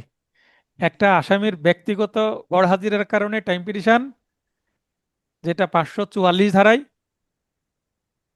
সরি 344 ধারায়। আর জি। এখানে জেরা করার জন্য টাইম পিটিশন আসামির অনুপস্থিতিতে, এটা 500, মানে জেরা করার অনুমতি প্রার্থনা 540A। 40-এর। জি। তাহলে বন্ড সম্পাদনের পর আসামি আদালতে হাজির থাকলে সঙ্গে সঙ্গে মুক্তি পাবে, মানে যদি স্যারেন্ডার দিয়ে থাকে অথবা আসামিকে আদালতে পিডাব্লিউ দিয়ে হাজির করা হয়। পিডাব্লিউ দিয়ে হাজির করলেও, মানে আদালতে উপস্থিত থাকলে তাকে ডিরেক্ট আদালত থেকে ছেড়ে দিবে। হাজতে থাকলে জামিন মঞ্জুরকারী আদালত কি করবে, জেলের জেলের যে ভারপ্রাপ্ত কর্মকর্তা, হ্যাঁ, আমরা যাকে জি। বলি জেলার, হ্যাঁ, জেলার আসলে কোনো কি না, অফিসিয়াল ল্যাঙ্গুয়েজ না, জেলার প্র্যাকটিক্যাল ল্যাঙ্গুয়েজ। অফিসিয়াল ল্যাঙ্গুয়েজ কি, অফিসার ইনচার্জ অফ জেল, যেটা ভারপ্রাপ্ত অফিসারকে মুক্তির আদেশ দান করবেন। এই মুক্তির আদেশ দান শব্দটা অনেকের কাছে অপরিচিত মনে হতে পারে, কিন্তু রিলিজ অর্ডার সবাই জানে, বিশেষ করে মহুরিরা, স্টাফরা রিলিজ অর্ডার নিয়ে দৌড় দেয়। হ্যাঁ, কোর্ট থেকে রিলিজ অর্ডার নিয়ে স্টাফ দৌড় দিলে কি আসামি মুক্তি পাবে, 500 ধারায় বলা হচ্ছে। জি। জামিননামা বাজেয়াপ্তির ক্ষেত্রে মুচলেকাবদ্ধ ব্যক্তি, মানে ওই যে বেল বন্ডে যে স্থানীয় জামিনদার হয় তার কথা বলা হচ্ছে, কর্তৃক জামিননামার টাকা পরিশোধ না হলে 6 মাস দেওয়ানি কারাগারে আটক রাখা যাবে। দেওয়ানি কারাগার কেন বলছে, কারণ সে অপরাধ করেনি, জামিনদার হয়েছে এবং বলেছে যদি আসামি পলাতক হয়ে যায় জামিন নেওয়ার পরে, তাহলে এই যে 5,000 টাকার বন্ডে জামিন হয়েছে, প্রয়োজনে এর ডাবল আমি সরকারকে দিব। এই কথা কিন্তু বেল বন্ডে লেখা থাকে, পড়ে দেখেন। জি। বুঝতে জি। পেরেছেন? এবং এটা স্থানীয় জামিনদার কিন্তু এটা না পড়ে সই দিয়ে দেয়। হ্যাঁ, কিন্তু বাস্তবে সাধারণত জামিনদারকে যে 514 ধারায় কি করে না, দেওয়ানি কারাগারে আটকও রাখে না, টাকা দিতে বাধ্য করে না, এমনি আসামিকে কি করে দেয়, ওয়ারেন্ট করে দেয়। আর সে আসামি যদি পলাতক হয়ে যায়, না আসে, তাকে ধরা যদি না যায়, তাহলে অনুপস্থিতিতে বিচার হবে। জব্দকৃত সম্পত্তির দাবিদার 6 মাসের মধ্যে তা দাবি না করলে সরকারের হেফাজতে চলে যাবে। 214, 214 এখানে কেন আসলো, 514 হবে না? হ্যাঁ, সেটাই তো ভাবছি স্যার, এটা কি পরে অ্যাড করে নিয়েছেন নাকি? হ্যাঁ, কারণ এই সময় সিরিয়ালেই তো আসছে, তাই না? হাইকোর্ট বিভাগ হ্যাঁ, স্যার। 5টি কারণে মামলা স্থানান্তর বা ট্রান্সফার করতে পারেন। এটা কালকে কি যে পাঁচশো প্রিন্ট, চব্বিশ হচ্ছে? হ্যাঁ, স্যার এটা 524। এই 214 না হয় 524 হবে, তাই না? জি স্যার। আচ্ছা, তাহলে আমি এডিটের সময় ঠিক করে নেব। এবং কালকে যারা নোটের অর্ডার করবে, এইটা সংশোধন হয়ে কালকে একটা রিভিশন প্রিন্ট আসবে। 526 ট্রান্সফারের বিধান। নিম্ন আদালতের রিপোর্ট, কোনো পক্ষের আবেদন ও নিজ উদ্যোগে হাইকোর্ট বিভাগ মামলা স্থানান্তর করতে পারে। কত, 526। এবং তুচ্ছ কারণে মামলা স্থানান্তরের যদি কেউ আবেদন করে, তাহলে তাকে অনধিক 1,000 টাকা ক্ষতিপূরণ দিতে হতে পারে অপর পক্ষকে, 526। অনুসন্ধান, বিচার বা অন্য কার্যক্রমের যে কোনো পর্যায়ে যে কোনো ব্যক্তিকে সাক্ষী হিসেবে সমন দ্বারা আহ্বান, আহ্বান মানে তলব বা কল ইন ডাকা, প্রয়োজন প্রয়োজনে, হ্যাঁ, এটা হবে প্রয়োজনে পুনরায়, মাঝখানে স্পেস হবে, তলব বা রিকল করা যাবে, 540। তাহলে 540 ধারার বিধান মতে আমরা কিন্তু আসামিকে রিকল করতে পারি যদি জেরা হয়ে না থাকে, বা আবার যদি জেরা করতে চাই অধিকতর ফার্দার ক্রস এক্সামিনেশন করার স্বার্থে। কার্যধারায় অংশগ্রহণের জন্য অভিযোগকারী, সাক্ষী ও ভিকটিমের সুরক্ষা বা নিরাপত্তার জন্য প্রয়োজনীয় পদক্ষেপ গ্রহণের আদেশ প্রদান ও তাদের সকল খরচ সরকারি তহবিল থেকে নেওয়া যাবে। 544। গ্রিন করলাম কেন? কারণ নতুন অ্যামেন্ডমেন্ট বোল্ড করা আছে আপনার নোটে, তাই না? জি sir. Chief judicial magistrate, chief metropolitan magistrate ব্যতীত অন্য কোনো ম্যাজিস্ট্রেট স্বামী কর্তৃক স্ত্রীকে ধর্ষণের অপরাধ আমলে গ্রহণ করবেন না। তার মানে আমরা 375 ধারায় দেখি না স্বামী কর্তৃক স্ত্রীকে ধর্ষণের বিষয়টা আছে, আবার জি স্যার। 376 ধারে সাজার কথা বলা আছে। জি যদিও সত্যি। 376-এ মামলা হয় না, নারী ও শিশু নির্যাতন দমন ট্রাইব্যুনালে মামলা হয়, নারী ও শিশু জি নির্যাতন দমন আইনে। তো এখানে স্বামী কর্তৃক স্ত্রীকে, মানে স্বামী স্ত্রী সম্পর্ক আছে ঠিক আছে, কিন্তু স্ত্রীর তো কনসেন্ট লাগবে, তাই না? জি শারীরিক সম্পর্কের কারণে তো সে তো মানুষ, তার ইচ্ছা, তার অনুমতি এগুলো লাগবে। তো তার যদি কনসেন্ট না থাকে, কনসেন্ট মানে অনুমতি, ইচ্ছা থাকুক আর না জি থাকুক, কনসেন্ট থাকতে হবে। ইচ্ছার ইংরেজি হচ্ছে উইল, আর ও মানে অনুমতি বা সম্মতি এর ইংলিশ হচ্ছে কনসেন্ট। উইল এন্ড জি কনসেন্ট ডিফারেন্ট আছে, কিন্তু ডিফারেন্ট বুঝেন? জি স্যার, কিছুটা বুঝতে পারছি স্যার। উইল, মনে করেন আপনি এক বন্ধুকে, আপনার বন্ধু, হ্যাঁ আপনার বন্ধু চাকরি করছে, খুব আনন্দে আছে, ঈদের মধ্যে আপনাকে বলছে দোস্ত চলো শাকিব খানের সিনেমা আসছে রকি স্টার, দেখতে যাই সিনেমা হলে। কি আচ্ছা। বলছে?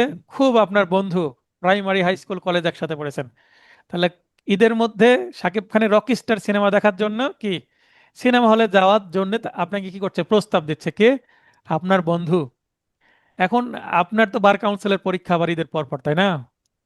জি স্যার। এখন আপনার তো ইচ্ছা করবে না, করবে কি যেতে? না, ইচ্ছা একদম করাটা চাপ স্বাভাবিক আছে না যেহেতু। যদি আপনার পড়ার চিন্তা থাকে। তাহলে জি স্যার। এই সময় সিনেমা দেখতে ইচ্ছা করাটা স্বাভাবিক না, আপনার মনের মধ্যে ইচ্ছা কাজ করবে না।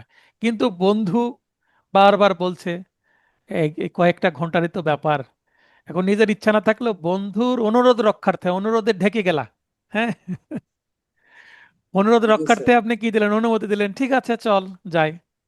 এটা হচ্ছে কনসেন্ট দেওয়া, যে ঠিক আছে যাব, কিন্তু মনে মনে ইচ্ছা নাই। বুঝতে পেরেছেন?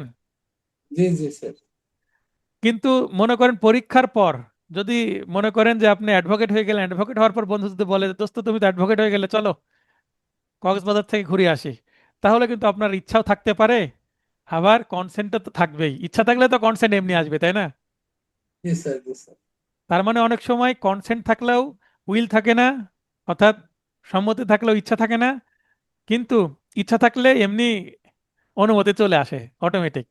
তার মানে কোনো স্ত্রী আপনার সাথে, আপনার স্ত্রী আপনার সাথে যদি মানে রোমান্স করতে চায়, তার ইচ্ছা থাকলে এমনি তার অনুমতি চলে আসবে, আর তার ইচ্ছা না থাকলে অনেক সময় অনুরোধের ঢেকে গেলা লাগে মহিলাদের, তাই না? এটা আমাদের মানে মাজাতের একটা কি যন্ত্রণা পারিবারিক জীবনের। সবাই যেহেতু আমরা মোটামুটি বিবাহিত, তাই একটু এই বিষয়ে আমি নলেজ দিয়ে দিলাম। তাহলে স্ত্রী যদি বলে যে আমার ইচ্ছাও ছিল না, আমার কি ছিল না, অনুমতিও ছিল না, তাও শারীরিক সম্পর্ক করেছে, ইন্টারকোর্স করেছে, তাহলে কিন্তু সে মামলা দিতে পারবে, রেপ কেস দিতে পারে স্বামীর বিরুদ্ধে। এরকম মামলা কিন্তু বাংলাদেশে হয়েছে, এবং ভাইরাল হয়ে যাবে সঙ্গে সঙ্গে এই ধরনের মামলা। সংসার তো টিকবেই না, টিকার সম্ভাবনা কম। পুলিশ ইন্সপেক্টর পদের নিম্ন পদস্থ অফিসারকে এমন মামলা তদন্তের জন্য নিযুক্ত করা যাবে না। পুলিশ ইন্সপেক্টর মানে সাব ইন্সপেক্টর হবে না, ইন্সপেক্টর। হ্যাঁ, ওকে, ওকে, জি। হ্যাঁ আনোয়ার ভাই, আরো নলেজ দরকার এই বিষয়ে, সালাম আলাইকুম স্যার। বলেন। স্যার, কনসেন্ট যে ওয়াইফ যদি 30 ইয়ারের উপরে হয়, যে কোনো বয়সের স্ত্রী কি মামলা করতে পারবে? অবশ্যই 40-50 বছরের স্ত্রীও করতে পারবে, সে মানুষ না, তার ইচ্ছার, তার অনুমতি বিরুদ্ধে তার সাথে তো জোর করা যাবে না। তাহলে তাহলে তো রেপের সংজ্ঞার মধ্যে চলে আসলো। রেপের উপাদান 5টি, তার মধ্যে একটা হচ্ছে কনসেন্ট, অনুমতি নিতে হবে। জি। বুঝছি স্যার। 18+ কোনো নারীর সাথে অনুমতি ছাড়া ধর্ষণ মানে শারীরিক সম্পর্ক করলেই ধর্ষণ, সেটা আপনার স্ত্রী হলেও সেটা ধর্ষণ। আর 18-র নিচে হলে তো অবশ্যই, ঠিক আছে। 18-র নিচে স্যার, কোনো শিশু বালিকার অনুমতি না আইনের দৃষ্টিতে, কারণ সে এই কাজের জন্য সে নিজের শরীরের বিষয়ে পারমিশন দিতে পারে না। আমার ফাউন্ডেশন নোট থেকে দণ্ডবিধির 375 ধারা দেখে নেন। ঠিক আছে স্যার। ধারা 561তে বলা হচ্ছে যে এই ধরনের ক্ষেত্রে তদন্ত আবার করতে পারবে না সাব ইন্সপেক্টরও, তার উপরে মিনিমাম পুলিশ ইন্সপেক্টর। 3টি ক্ষেত্রে হাইকোর্ট বিভাগ অন্তর্নিহিত বা সহজাত ক্ষমতা ইনহেরেন্ট পাওয়ার প্রয়োগ করতে পারে। কি কি? যে কোনো আদেশ কার্যকরীকরণ, কার্যক্রমের অপব্যবহার রোধ এবং ন্যায় বিচার নিশ্চিত করার লক্ষ্যে। কোথায় আছে? 561A। একটু পার্থক্য বলি, সিপিসির 151তে যতগুলো সিভিল কোর্ট আছে, সিভিল জজ, আগে সহকারী জজ ছিল, এখন সহকারী বাদ হয়ে গেছে সিভিল জজ, নভেম্বর থেকে বাদ। সিভিল জজ, সিনিয়র সিভিল জজ, তারপরে যুগ্ম জেলা জজ, হাইকোর্ট, আপিল বিভাগ, সকল আদালতে কি করতে পারে? 151 ধারার দেওয়ানি সহজাত ক্ষমতা প্রয়োগ করতে পারে। কিন্তু ফৌজদারি মামলার ক্ষেত্রে শুধুমাত্র মহামান্য হাইকোর্ট ইনহেরেন্ট পাওয়ার প্রয়োগ করতে পারেন। কয়টি ক্ষেত্রে? 3টি ক্ষেত্রে। আর সিপিসিতে 2টি ক্ষেত্রে। ঠিক আছে? জি আচ্ছা, এখানে একটা বিষয় আছে, কার্যক্রমের অপব্যবহার রোধ। তার মানে অ্যাবিউজ অফ, হ্যাঁ, প্রসিডিং, অ্যাবিউজ অফ প্রসিডিং, এটাকে ইংরেজিতে অ্যাবিউজ অফ প্রসিডিং বলছে, মানে কার্যক্রমের অপব্যবহার রোধ করবে। এটার আবার আরেকটা প্র্যাকটিক্যাল নেম আছে, কি? কোয়াশমেন্ট। কি আছে? ওয়াশমেন্ট। কোয়াশমেন্ট। কোয়াশমেন্ট মানে বাতিল, মানে নিম্ন আদালতে কোনো অন্যায় হয়েছে, সেখানে কোয়াশমেন্টের বিধান আছে। আবার আরেকটা বিষয় ভাইভাতে ধরে যে যেখানে কোনো বিধান নাই, মানে কোনো প্রতিকার নাই, সেখানে কোন প্রতিকার খোলা আছে? কোয়াশমেন্ট। কত ধারায়? 561A CrPC. ইনহেরেন্ট পাওয়ার বলে কোয়াশমেন্ট করে হাইকোর্ট। অপব্যবহার মানে নিম্ন আদালতের যে কোনো আদেশ বাতিল করে দেয়। বুঝতে পেরেছেন? জি স্যার। জি স্যার। 3 বছর বা ততোধিক কারাভোগের পর আবার দণ্ডিত হলে, তার মানে একবারে জাত অপরাধী, হ্যাঁ, হ্যাবিচুয়াল অফেন্ডার, অভ্যাসগত অপরাধী। মনে করেন চুরি করেছে, 3 বছরের সাজা হয়ে বের হয়ে আসছে, আবার সে চুরি করেছে, আবার 3 বছরের সাজা হয়ে বের হয়েছে, মানে এরকম সে 2 বা ততোধিক বার কি হয়, একাধিকবার কারাভোগ করেছে। তার মানে সে একজন দাগী আসামি, তাই না? জি জি প্রফেশনাল চোর বা অন্য যে কোনো অপরাধের ক্ষেত্রে, শুধু চুরির উদাহরণ দিচ্ছি তাই। আসামিকে নিয়মিত নিজের ঠিকানা অবগত করতে হবে, মানে সে কোন এলাকায় আছে, প্রতি মাসে বা প্রতি সপ্তাহে বা প্রতিদিন এসে কি করতে হবে? থানাতে, মানে ইয়া করে করে থাকি না। থানাতে ইয়া এসে করে করে হাজিরা হাজিরা। দিতে হবে, হাজিরা দিতে হবে যে আমি এলাকায় আছি। বুঝতে পেরেছেন? আমি এলাকায় আছি, কেন? সে যেন চুরি করতে না পারে, কারণ ওই এলাকায় ওই ধরনের অপরাধ হলে তাকে ওকে ধরবে, ধরে আগে জিজ্ঞাসাবাদ করবে। তার মানে সে নিয়মিত যখন থানায় হাজিরা দেবে, তার ভয় থাকবে না, অপরাধ থেকে যেন সে দূরে থাকে। দ্যাট ইজ ফলো আপ করা, এটাকে ফলো আপ। হ্যাঁ, ব্যর্থতায় সে যদি ফলো আপ না করে, থানায় যে হাজিরা না করে, অবগত না করে, তাহলে তাকে যাবজ্জীবন সশ্রম কারাদণ্ড দেওয়া যেতে পারে। কাকে? 3 বছরের বেশি যদি সে কারাভোগ করার পর আবার যদি অপরাধ করে, সেই ক্ষেত্রে 565 ধারায় বলা হচ্ছে। তার মানে ছোট অপরাধের জন্য তাকে যাবজ্জীবন কারাদণ্ড ভোগ করতে হতে পারে। বুঝতে পেরেছেন? জি স্যার। এই একই বিধান আছে আবার কোথায়? 75 ধারা দণ্ডবিধির। এখানে লিখে জি রাখতে স্যার। পারেন, সেকশন 75, 75 দণ্ডবিধি, পেনাল কোডের 75 সেম বিধানের বিষয় আছে, দেখে নেবেন। ওখানে জি, একটু সেটাও আরো জানতে এক্সটেনশন চাই। আছে। হ্যাঁ,